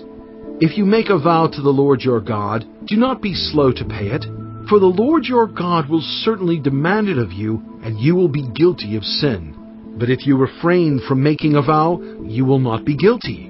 Whatever your lips utter, you must be sure to do, because you made your vow freely to the Lord your God with your own mouth. If you enter your neighbor's vineyard, you may eat all the grapes you want, but do not put any in your basket. If you enter your neighbor's grain field, you may pick kernels with your hands, but you must not put a sickle to their standing grain. Chapter 24. If a man marries a woman who becomes displeasing to him because he finds something indecent about her, and he writes her a certificate of divorce, gives it to her, and sends her from his house, and if after she leaves his house she becomes the wife of another man, and her second husband dislikes her, and writes her a certificate of divorce, gives it to her, and sends her from his house, or if he dies, then her first husband, who divorced her, is not allowed to marry her again after she has been defiled. That would be detestable in the eyes of the Lord. Do not bring sin upon the land the Lord your God is giving you as an inheritance. If a man has recently married, he must not be sent to war or have any other duty laid on him. For 1 year he is to be free to stay at home and bring happiness to the wife he has married. Do not take a pair of millstones, not even the upper one, as security for a debt, because that would be taking a person's livelihood as security. If someone is caught kidnapping a fellow Israelite and treating or selling them as a slave, the kidnapper must die. You must purge the evil from among you. In cases of defiling skin diseases, be very careful to do exactly as the Levitical priests instruct you. You must follow carefully what I have commanded them. Remember what the Lord your God did to Miriam along the way after you came out of Egypt. When you make a loan of any kind to your neighbor, do not go into their house to get what is offered to you as a pledge. Stay outside and let the neighbor to whom you are making the loan bring the pledge out to you. If the neighbor is poor, do not go to sleep with their pledge in your possession. Return their cloak by sunset so that your neighbor may sleep in it. Then they will thank you, and it will be regarded as a righteous act in the sight of the Lord your God. Do not take advantage of a hired worker who is poor and needy, whether that worker is a fellow Israelite or a foreigner residing in one of your towns. Pay them their wages each day before sunset, because they are poor and are counting on it. Otherwise, they may cry to the Lord against you, and you will be guilty of sin. Parents are not to be put to death for their children, nor children put to death for their parents. Each will die for their own sin. Do not deprive the foreigner or the fatherless of justice, or take the cloak of the widow as a pledge. Remember that you were slaves in Egypt, and the Lord your God redeemed you from there. That is why I command you to do this. When you are harvesting in your field and you overlook a sheaf, do not go back to get it. Leave it for the foreigner, the fatherless, and the widow, so that the Lord your God may bless you in all the work of your hands. When you beat the olives from your trees, do not go over the branches a second time. Leave what remains for the foreigner, the fatherless, and the widow. When you harvest the grapes in your vineyard, do not go over the vines again. Leave what remains for the foreigner, the fatherless, and the widow. Remember that you were slaves in Egypt. That is why I command you to do this. Chapter 25. When people have a dispute, they are to take it to court, and the judges will decide the case, acquitting the innocent and condemning the guilty. If the guilty person deserves to be beaten, the judge shall make them lie down and have them flogged in his presence with the number of lashes the crime deserves. But the judge must not impose more than 40 lashes. If the guilty party is flogged more than that, your fellow Israelite will be degraded in your eyes. Do not muzzle an ox while it is treading out the grain. If brothers are living together and one of them dies without a son, his widow must not marry outside the family. Her husband's brother shall take her and marry her and fulfill the duty of a brother-in-law to her. The first son she bears shall carry on the name of the dead brother, so that his name will not be blotted out from Israel. However, if a man does not want to marry his brother's wife, she shall go to the elders at the town gate and say, My husband's brother refuses to carry on his brother's name in Israel. He will not fulfill the duty of a brother-in-law to me. Then the elders of his town shall summon him and talk to him. If he persists in saying, I do not want to marry her, his brother's widow shall go up to him in the presence of the elders, take off one of his sandals, spit in his face, and say, This is what is done to the man who will not build up his brother's family line. That man's line shall be known in Israel as the family of the unsandaled. If two men are fighting, and the wife of one of them comes to rescue her husband from his assailant, and she reaches out and seizes him by his private parts, you shall cut off her hand. Show her no pity. Do not have two differing weights in your bag, one heavy, one light. Do not have two differing measures in your house, one large, one small. You must have accurate and honest weights and measures, so that you may live long in the land the Lord your God is giving you. For the Lord your God detests anyone who does these things, anyone who deals dishonestly. Remember what the Amalekites did to you along the way when you came out of Egypt. When you were weary and worn out, they met you on your journey and attacked all who were lagging behind. They had no fear of God. When the Lord your God gives you rest from all the enemies around you, in the land he is giving you to possess as an inheritance, you shall blot out the name of Amalek from under heaven. Do not forget. Chapter 26. When you have entered the land the Lord your God is giving you as an inheritance, and have taken possession of it, and settled in it, take some of the firstfruits of all that you produce from the soil of the land the Lord your God is giving you, and put them in a basket. Then go to the place the Lord your God will choose as a dwelling for his name, and say to the priest in office at the time, I declare today to the Lord your God that I have come to the land the Lord swore to our ancestors to give us. The priest shall take the basket from your hands and set it down in front of the altar of the Lord your God. Then you shall declare before the Lord your God, My father was a wandering Aramean, and he went down into Egypt with a few people and lived there and became a great nation, powerful and numerous. But the Egyptians mistreated us and made us suffer, subjecting us to harsh labor. Then we cried out to the Lord, the God of our ancestors, and the Lord heard our voice and saw our misery, toil, and oppression. So the Lord brought us out of Egypt with a mighty hand and an outstretched arm, with great terror and with signs and wonders. He brought us to this place and gave us this land, a land flowing with milk and honey. And now I bring the firstfruits of the soil that you, Lord, have given me. Place the basket before the Lord your God and bow down before him. Then you and the Levites and the foreigners residing among you shall rejoice in all the good things the Lord your God has given to you and your household. When you have finished setting aside 1/10 of all your produce in the 3rd year, the year of the tithe, you shall give it to the Levite, the foreigner, the fatherless, and the widow, so that they may eat in your towns and be satisfied. Then say to the Lord your God, I have removed from my house the sacred portion, and have given it to the Levite, the foreigner, the fatherless, and the widow, according to all you commanded. I have not turned aside from your commands, nor have I forgotten any of them. I have not eaten any of the sacred portion while I was in mourning, nor have I removed any of it while I was unclean, nor have I offered any of it to the dead. I have obeyed the Lord my God. I have done everything you commanded me. Look down from heaven, your holy dwelling place, and bless your people Israel, and the land you have given us, as you promised on oath to our ancestors, a land flowing with milk and honey. The Lord your God commands you this day to follow these decrees and laws. Carefully observe them with all your heart and with all your soul.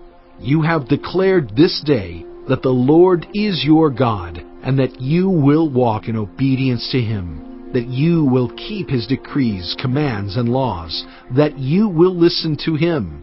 And the Lord has declared this day that you are His people, His treasured possession as He promised, and that you are to keep all His commands. He has declared that He will set you in praise, fame, and honor high above all the nations He has made, and that you will be a people holy to the Lord your God, as He promised. Chapter 27. Moses and the elders of Israel commanded the people, Keep all these commands that I give you today.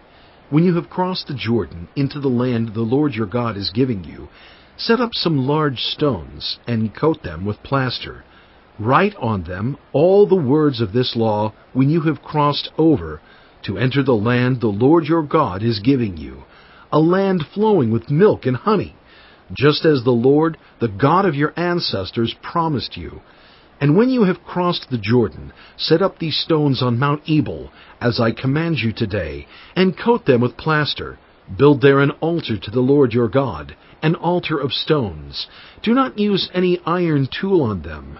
Build the altar of the Lord your God with field stones, and offer burnt offerings on it to the Lord your God. Sacrifice fellowship offerings there, eating them and rejoicing in the presence of the Lord your God. And you shall write very clearly all the words of this law on these stones you have set up. Then Moses and the Levitical priests said to all Israel, Be silent, Israel, and listen. You have now become the people of the Lord your God. Obey the Lord your God and follow His commands and decrees that I give you today. On the same day Moses commanded the people, When you have crossed the Jordan, these tribes shall stand on Mount Gerizim to bless the people: Simeon, Levi, Judah, Issachar, Joseph, and Benjamin. And these tribes shall stand on Mount Ebal to pronounce curses: Reuben, Gad, Asher, Zebulun, Dan, and Naphtali. The Levites shall recite to all the people of Israel in a loud voice, Cursed is anyone who makes an idol, a thing detestable to the Lord, the work of skilled hands, and sets it up in secret. Then all the people shall say, Amen. Cursed is anyone who dishonors their father or mother. Then all the people shall say, Amen. Cursed is anyone who moves their neighbor's boundary stone. Then all the people shall say, Amen. Cursed is anyone who leads the blind astray on the road. Then all the people shall say, Amen. Cursed is anyone who withholds justice from the foreigner, the fatherless, or the widow. Then all the people shall say, Amen. Cursed is anyone who sleeps with his father's wife, for he dishonors his father's bed. Then all the people shall say, Amen. Cursed is anyone who has sexual relations with any animal. Then all the people shall say, Amen. Cursed is anyone who sleeps with his sister, the daughter of his father, or the daughter of his mother. Then all the people shall say, Amen. Cursed is anyone who sleeps with his mother-in-law. Then all the people shall say, Amen. Cursed is anyone who kills their neighbor secretly. Then all the people shall say, Amen. Cursed is anyone who accepts a bribe to kill an innocent person. Then all the people shall say, Amen. Cursed is anyone who does not uphold the words of this law by carrying them out. Then all the people shall say, Amen. Chapter 28. If you fully obey the Lord your God, and carefully follow all his commands I give you today, the Lord your God will set you high above all the nations on earth. All these blessings will come on you and accompany you if you obey the Lord your God. You will be blessed in the city and blessed in the country. The fruit of your womb will be blessed, and the crops of your land, and the young of your livestock, the calves of your herds, and the lambs of your flocks. Your basket and your kneading trough will be blessed. You will be blessed when you come in and blessed when you go out. The Lord will grant that the enemies who rise up against you will be defeated before you. They will come at you from one direction but flee from you in 7. The Lord will send a blessing on your barns and on everything you put your hand to. The Lord your God will bless you in the land he is giving you. The Lord will establish you as his holy people, as he promised you on oath, if you keep the commands of the Lord your God and walk in obedience to him. Then all the peoples on earth will see that you are called by the name of the Lord, and they will fear you. The Lord will grant you abundant prosperity in the fruit of your womb, the young of your livestock, and the crops of your ground, in the land he swore to your ancestors to give you. The Lord will open the heavens, the storehouse of his bounty, to send rain on your land in season, and to bless all the work of your hands. You will lend to many nations, but will borrow from none. The Lord will make you the head, not the tail, if you pay attention to the commands of the Lord your God that I give you this day, and carefully follow them. You will always be at the top, never at the bottom. Do not turn aside from any of the commands I give you today, to the right or to the left, following other gods and serving them. However, if you do not obey the Lord your God and do not carefully follow all his commands and decrees I am giving you today, all these curses will come on you and overtake you. You will be cursed in the city and cursed in the country. Your basket and your kneading trough will be cursed. The fruit of your womb will be cursed, and the crops of your land, and the calves of your herds, and the lambs of your flocks. You will be cursed when you come in, and cursed when you go out. The Lord will send on you curses, confusion, and rebuke in everything you put your hand to, until you are destroyed and come to sudden ruin because of the evil you have done in forsaking him. The Lord will plague you with diseases, until he has destroyed you from the land you are entering to possess. The Lord will strike you with wasting disease, with fever and inflammation, with scorching heat and drought, with blight and mildew, which will plague you until you perish. The sky over your head will be bronze, the ground beneath you iron. The Lord will turn the rain of your country into dust and powder. It will come down from the skies until you are destroyed. The Lord will cause you to be defeated before your enemies. You will come at them from one direction, but flee from them in 7, and you will become a thing of horror to all the kingdoms on earth. Your carcasses will be food for all the birds and the wild animals, and there will be no one to frighten them away. The Lord will afflict you with the boils of Egypt, and with tumors, festering sores, and the itch, from which you cannot be cured. The Lord will afflict you with madness, blindness, and confusion of mind. At midday you will grope about like a blind person in the dark. You will be unsuccessful in everything you do. Day after day you will be oppressed and robbed, with no one to rescue you. You will be pledged to be married to a woman, but another will take her and rape her. You will build a house, but you will not live in it. You will plant a vineyard, but you will not even begin to enjoy its fruit. Your ox will be slaughtered before your eyes, but you will eat none of it. Your donkey will be forcibly taken from you and will not be returned. Your sheep will be given to your enemies, and no one will rescue them. Your sons and daughters will be given to another nation, and you will wear out your eyes watching for them day after day, powerless to lift a hand. A people that you do not know will eat what your land and labor produce, and you will have nothing but cruel oppression all your days.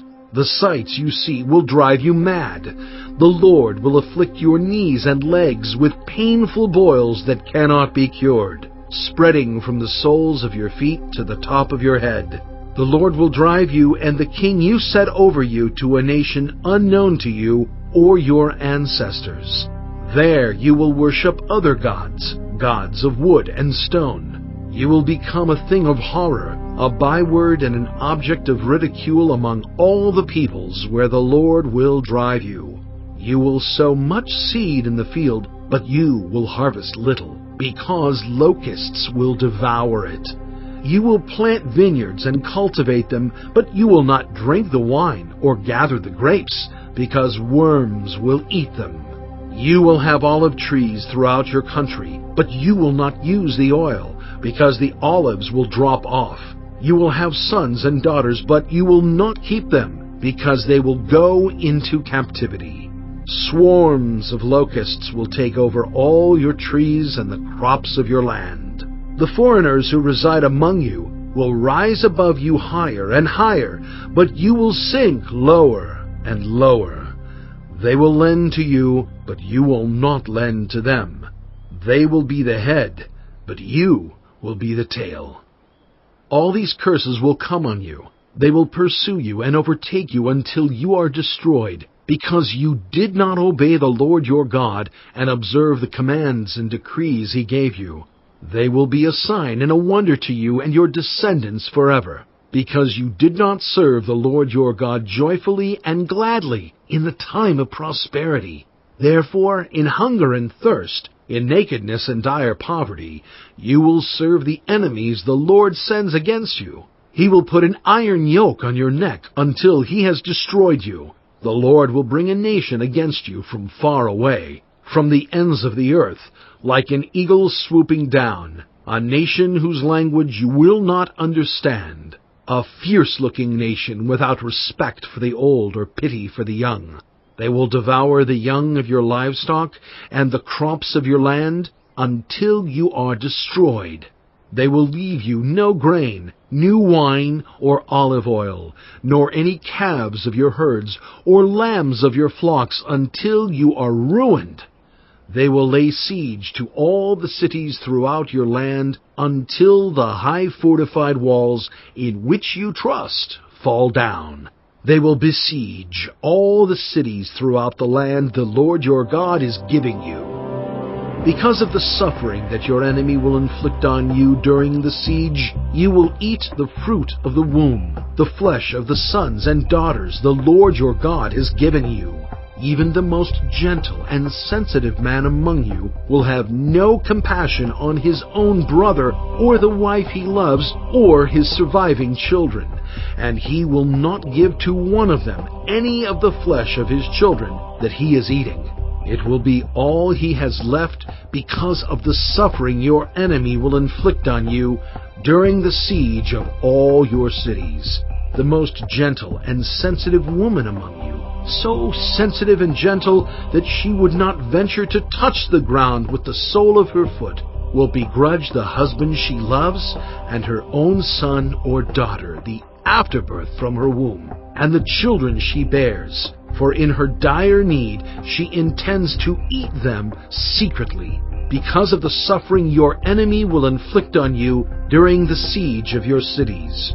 If you do not carefully follow all the words of this law, which are written in this book, and do not revere this glorious and awesome name, the Lord your God, the Lord will send fearful plagues on you and your descendants, harsh and prolonged disasters, and severe and lingering illnesses.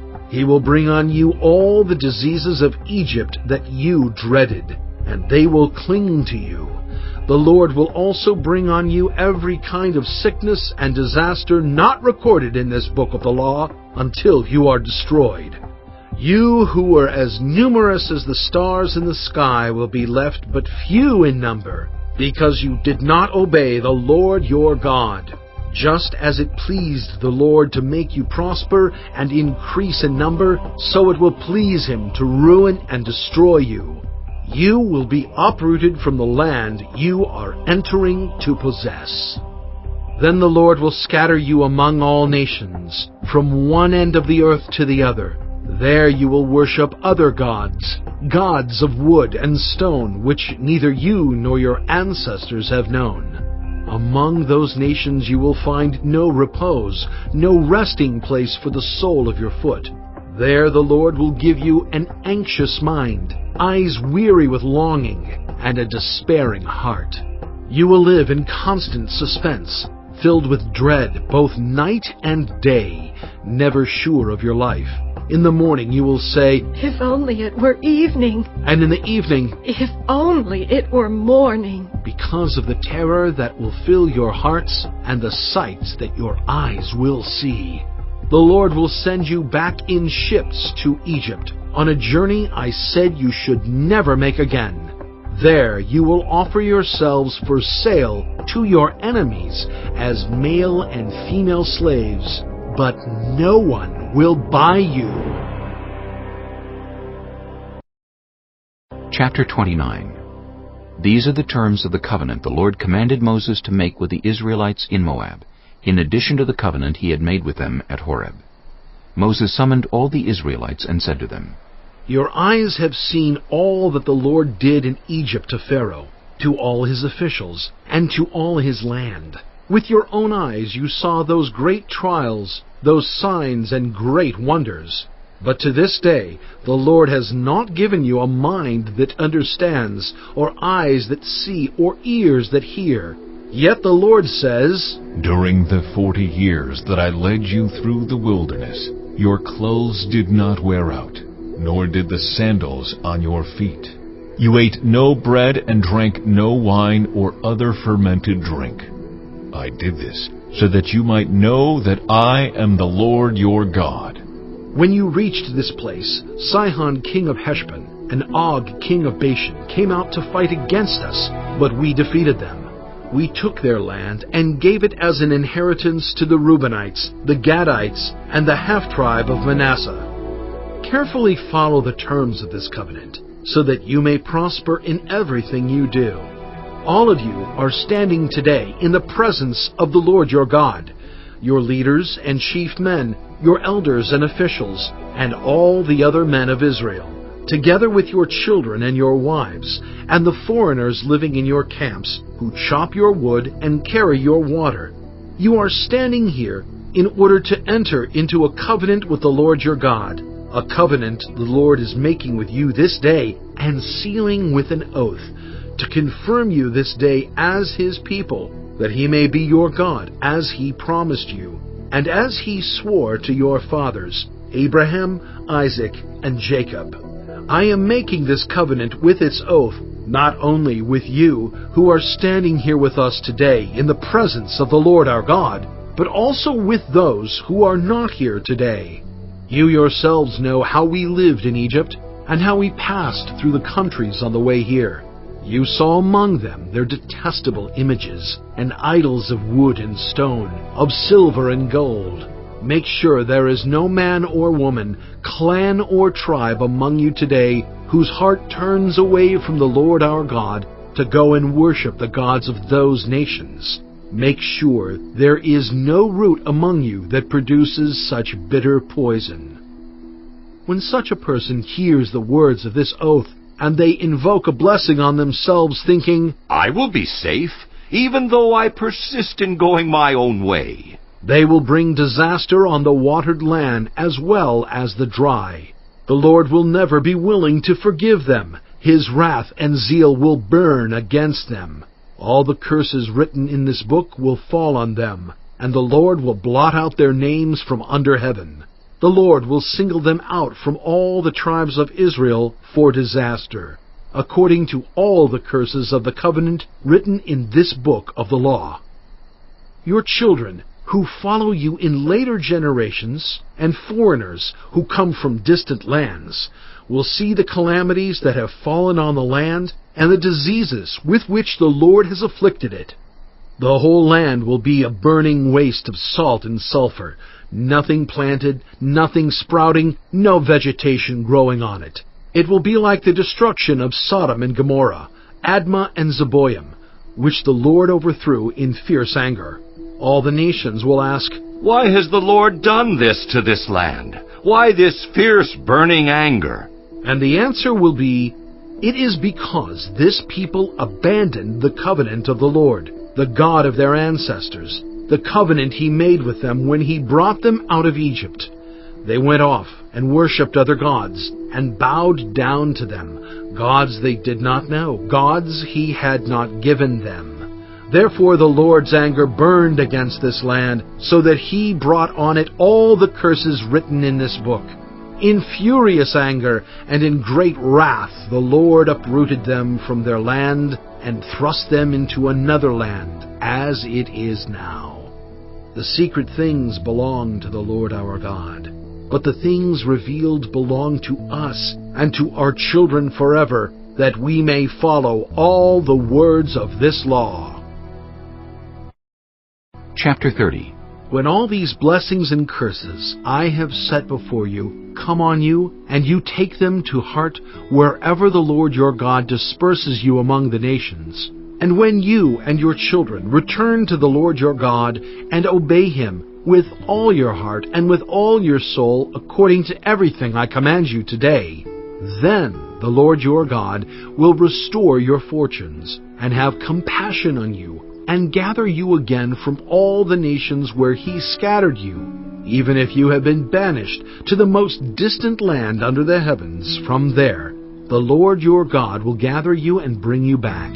He will bring you to the land that belonged to your ancestors, and you will take possession of it.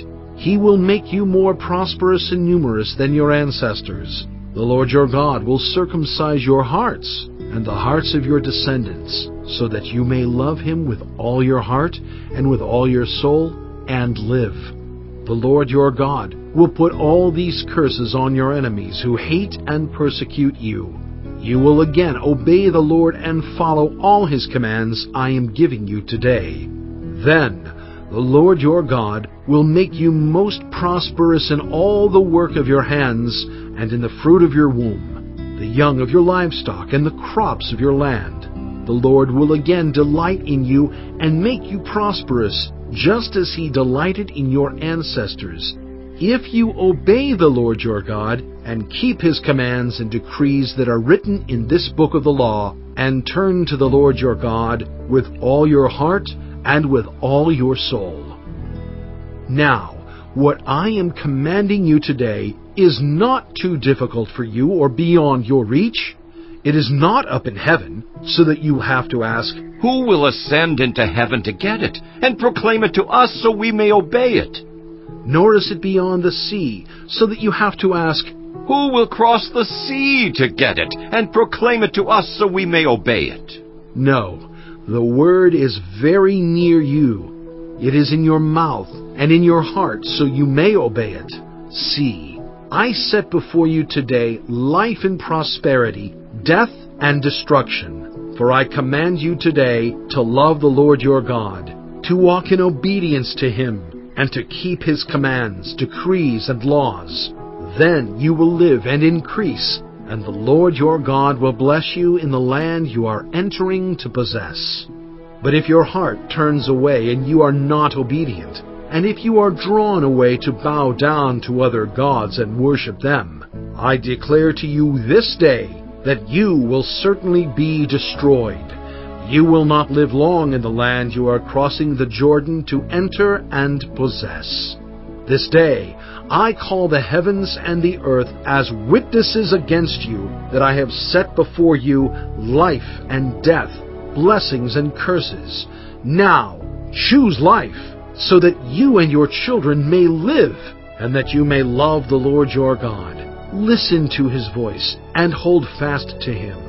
For the Lord is your life, and he will give you many years in the land he swore to give to your fathers, Abraham, Isaac, and Jacob. Chapter 31.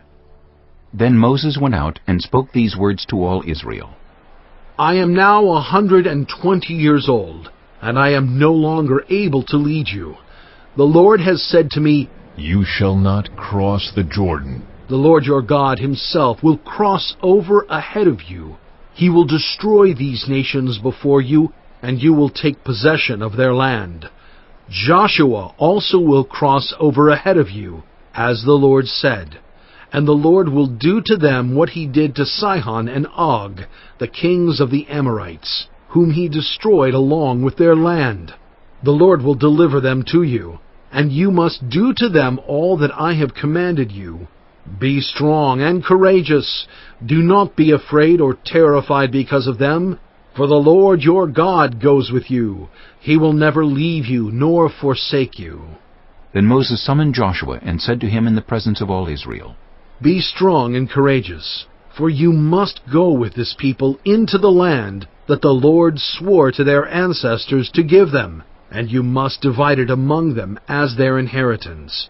The Lord himself goes before you and will be with you. He will never leave you nor forsake you. Do not be afraid. Do not be discouraged. So Moses wrote down this law and gave it to the Levitical priests who carried the ark of the covenant of the Lord, and to all the elders of Israel. Then Moses commanded them, At the end of every 7 years, in the year for canceling debts, during the festival of tabernacles, when all Israel comes to appear before the Lord your God at the place he will choose, you shall read this law before them in their hearing. Assemble the people, men, women, and children, and the foreigners residing in your towns, so they can listen and learn to fear the Lord your God, and follow carefully all the words of this law. Their children, who do not know this law, must hear it, and learn to fear the Lord your God, as long as you live in the land you are crossing the Jordan to possess. The Lord said to Moses, Now the day of your death is near. Call Joshua, and present yourselves at the tent of meeting, where I will commission him. So Moses and Joshua came and presented themselves at the tent of meeting. Then the Lord appeared at the tent in a pillar of cloud, and the cloud stood over the entrance to the tent. And the Lord said to Moses, You are going to rest with your ancestors, and these people will soon prostitute themselves to the foreign gods of the land they are entering. They will forsake me, and break the covenant I made with them. And in that day I will become angry with them, and forsake them. I will hide my face from them, and they will be destroyed. Many disasters and calamities will come on them, and in that day they will ask, Have not these disasters come on us because our God is not with us? And I will certainly hide my face in that day, because of all their wickedness in turning to other gods. Now write down this song, and teach it to the Israelites, and have them sing it, so that it may be a witness for me against them. When I have brought them into the land flowing with milk and honey, the land I promised on oath to their ancestors, and when they eat their fill and thrive, they will turn to other gods and worship them, rejecting me and breaking my covenant. And when many disasters and calamities come on them, this song will testify against them, because it will not be forgotten by their descendants. I know what they are disposed to do, even before I bring them into the land I promised them on oath. So Moses wrote down this song that day and taught it to the Israelites. The Lord gave this command to Joshua son of Nun, Be strong and courageous, for you will bring the Israelites into the land I promised them on oath, and I myself will be with you. After Moses finished writing in a book the words of this law from beginning to end, he gave this command to the Levites who carried the ark of the covenant of the Lord. Take this book of the law and place it beside the ark of the covenant of the Lord your God. There it will remain as a witness against you, for I know how rebellious and stiff-necked you are. If you have been rebellious against the Lord while I am still alive and with you, how much more will you rebel after I die? Assemble before me all the elders of your tribes and all your officials, so that I can speak these words in their hearing and call the heavens and the earth to testify against them. For I know that after my death you are sure to become utterly corrupt and to turn from the way I have commanded you. In days to come, disaster will fall on you because you will do evil in the sight of the Lord and arouse his anger by what your hands have made.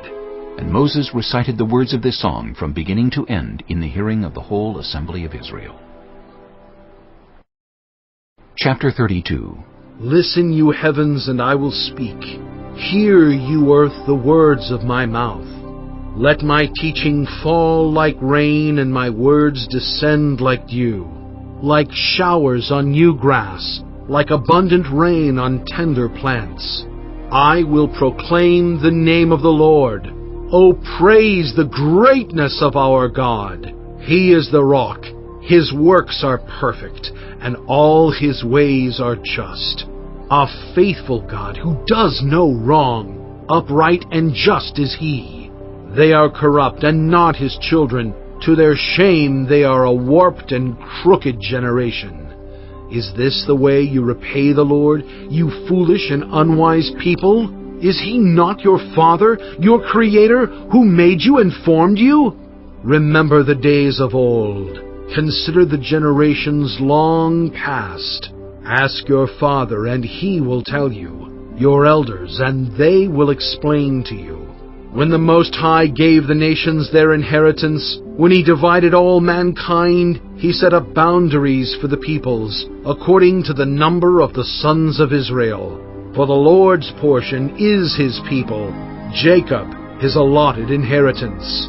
In a desert land he found him, in a barren and howling waste.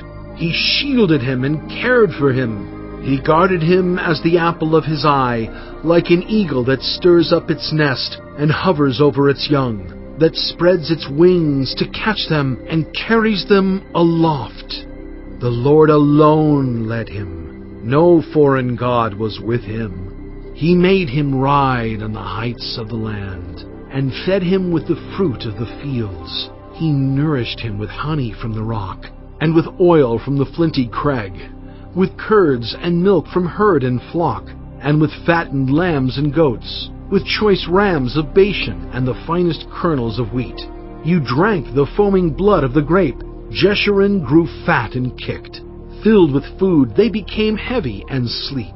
They abandoned the God who made them and rejected the rock, their Savior. They made him jealous with their foreign gods and angered him with their detestable idols. They sacrificed to false gods, which are not God, gods they had not known, gods that recently appeared, gods your ancestors did not fear. You deserted the rock who fathered you. You forgot the God who gave you birth. The Lord saw this and rejected them, because he was angered by his sons and daughters. I will hide my face from them, he said, and see what their end will be, for they are a perverse generation, children who are unfaithful. They made me jealous by what is no God, and angered me with their worthless idols. I will make them envious by those who are not a people. I will make them angry by a nation that has no understanding. For a fire will be kindled by my wrath, one that burns down to the realm of the dead below. It will devour the earth and its harvests, and set afire the foundations of the mountains. I will heap calamities on them and spend my arrows against them. I will send wasting famine against them, consuming pestilence and deadly plague. I will send against them the fangs of wild beasts, the venom of vipers that glide in the dust. In the street the sword will make them childless. In their homes terror will reign. The young men and young women will perish, the infants and those with gray hair. I said I would scatter them and erase their name from human memory, but I dreaded the taunt of the enemy, lest the adversary misunderstand and say, "Our hand has triumphed, the Lord has not done all this." They are a nation without sense. There is no discernment in them. If only they were wise and would understand this and discern what their end will be. How could one man chase 1,000 or two put 10,000 to flight unless their rock had sold them, unless the Lord had given them up? For their rock is not like our rock, as even our enemies concede. Their vine comes from the vine of Sodom and from the fields of Gomorrah. Their grapes are filled with poison and their clusters with bitterness. Their wine is the venom of serpents, the deadly poison of cobras. Have I not kept this in reserve and sealed it in my vaults? It is mine to avenge. I will repay. In due time their foot will slip. Their day of disaster is near, and their doom rushes upon them. The Lord will vindicate his people and relent concerning his servants when he sees their strength is gone and no one is left, slave or free. He will say, "Now where are their gods? The rock they took refuge in, the gods who ate the fat of their sacrifices and drank the wine of their drink offerings. Let them rise up to help you. Let them give you shelter. See now that I myself am he. There is no God besides me. I put to death and I bring to life. I have wounded and I will heal, and no one can deliver out of my hand. I lift my hand to heaven and solemnly swear, as surely as I live forever, when I sharpen my flashing sword, and my hand grasps it in judgment, I will take vengeance on my adversaries, and repay those who hate me. I will make my arrows drunk with blood, while my sword devours flesh, the blood of the slain and the captives, the heads of the enemy leaders. Rejoice, you nations, with his people, for he will avenge the blood of his servants. He will take vengeance on his enemies and make atonement for his land and people. Moses came with Joshua son of Nun and spoke all the words of this song in the hearing of the people. When Moses finished reciting all these words to all Israel, he said to them, "Take to heart all the words I have solemnly declared to you this day, so that you may command your children to obey carefully all the words of this law. They are not just idle words for you. They are your life. By them you will live long in the land you are crossing the Jordan to possess." On that same day the Lord told Moses, "Go up into the Abarim range to Mount Nebo in Moab, across from Jericho, and view Canaan, the land I am giving the Israelites as their own possession. There on the mountain that you have climbed, you will die and be gathered to your people, just as your brother Aaron died on Mount Hor and was gathered to his people. This is because both of you broke faith with me in the presence of the Israelites at the waters of Meribah Kadesh in the desert of Zin, and because you did not uphold my holiness among the Israelites. Therefore you will see the land only from a distance. You will not enter the land I am giving to the people of Israel." Chapter 33. This is the blessing that Moses, the man of God, pronounced on the Israelites before his death. He said, "The Lord came from Sinai and dawned over them from Seir. He shone forth from Mount Paran. He came with myriads of holy ones from the south, from his mountain slopes. Surely it is you who love the people. All the holy ones are in your hand.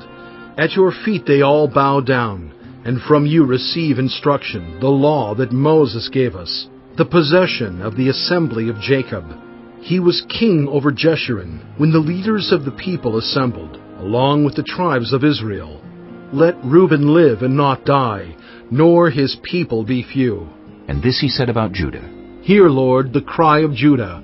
Bring him to his people. With his own hands he defends his cause. Oh, be his help against his foes. About Levi he said, Your Thummim and Urim belong to your faithful servant. You tested him at Massah. You contended with him at the waters of Meribah. He said of his father and mother, I have no regard for them. He did not recognize his brothers or acknowledge his own children, but he watched over your word and guarded your covenant. He teaches your precepts to Jacob and your law to Israel. He offers incense before you and whole burnt offerings on your altar. Bless all his skills, Lord, and be pleased with the work of his hands. Strike down those who rise against him, his foes, till they rise no more. About Benjamin he said, Let the beloved of the Lord rest secure in him, for he shields him all day long, and the one the Lord loves rests between his shoulders. About Joseph he said, May the Lord bless his land with the precious dew from heaven above and with the deep waters that lie below. With the best the sun brings forth, and the finest the moon can yield, with the choicest gifts of the ancient mountains and the fruitfulness of the everlasting hills, with the best gifts of the earth and its fullness, and the favor of him who dwelt in the burning bush. Let all these rest on the head of Joseph, on the brow of the prince among his brothers. In majesty he is like a firstborn bull. His horns are the horns of a wild ox. With them he will gore the nations, even those at the ends of the earth. Such are the 10,000s of Ephraim, such are the thousands of Manasseh. About Zebulun he said, Rejoice, Zebulun, in your going out, and you, Issachar, in your tents. They will summon peoples to the mountain, and there offer the sacrifices of the righteous. They will feast on the abundance of the seas, on the treasures hidden in the sand. About Gad he said, Blessed is he who enlarges Gad's domain. Gad lives there like a lion, tearing at arm or head. He chose the best land for himself. The leader's portion was kept for him. When the heads of the people assembled, he carried out the Lord's righteous will and his judgments concerning Israel. About Dan he said, Dan is a lion's cub, springing out of Bashan. About Naphtali he said, Naphtali is abounding with the favor of the Lord and is full of his blessing. He will inherit southward to the lake. About Asher he said, Most blessed of sons is Asher. Let him be favored by his brothers, and let him bathe his feet in oil. The bolts of your gates will be iron and bronze, and your strength will equal your days. There is no one like the God of Jeshurun, who rides across the heavens to help you, and on the clouds in his majesty.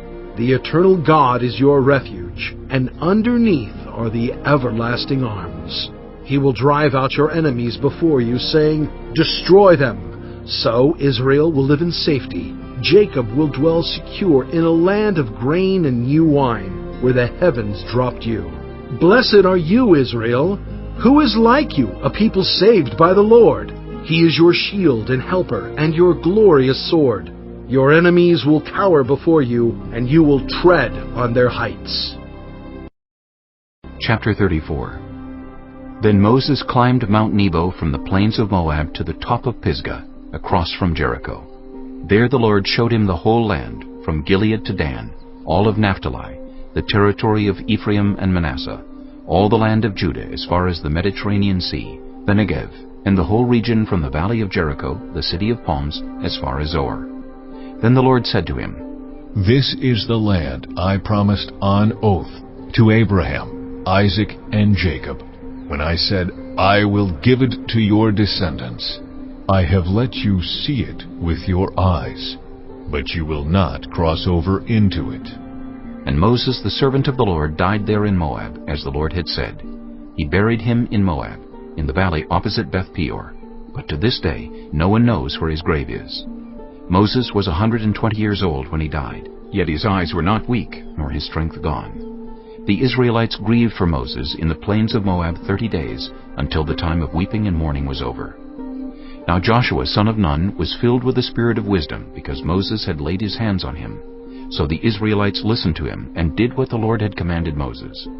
Since then, no prophet has risen in Israel like Moses, whom the Lord knew face to face, who did all those signs and wonders the Lord sent him to do in Egypt, to Pharaoh and to all his officials and to his whole land. For no one has ever shown the mighty power or performed the awesome deeds that Moses did in the sight of all Israel.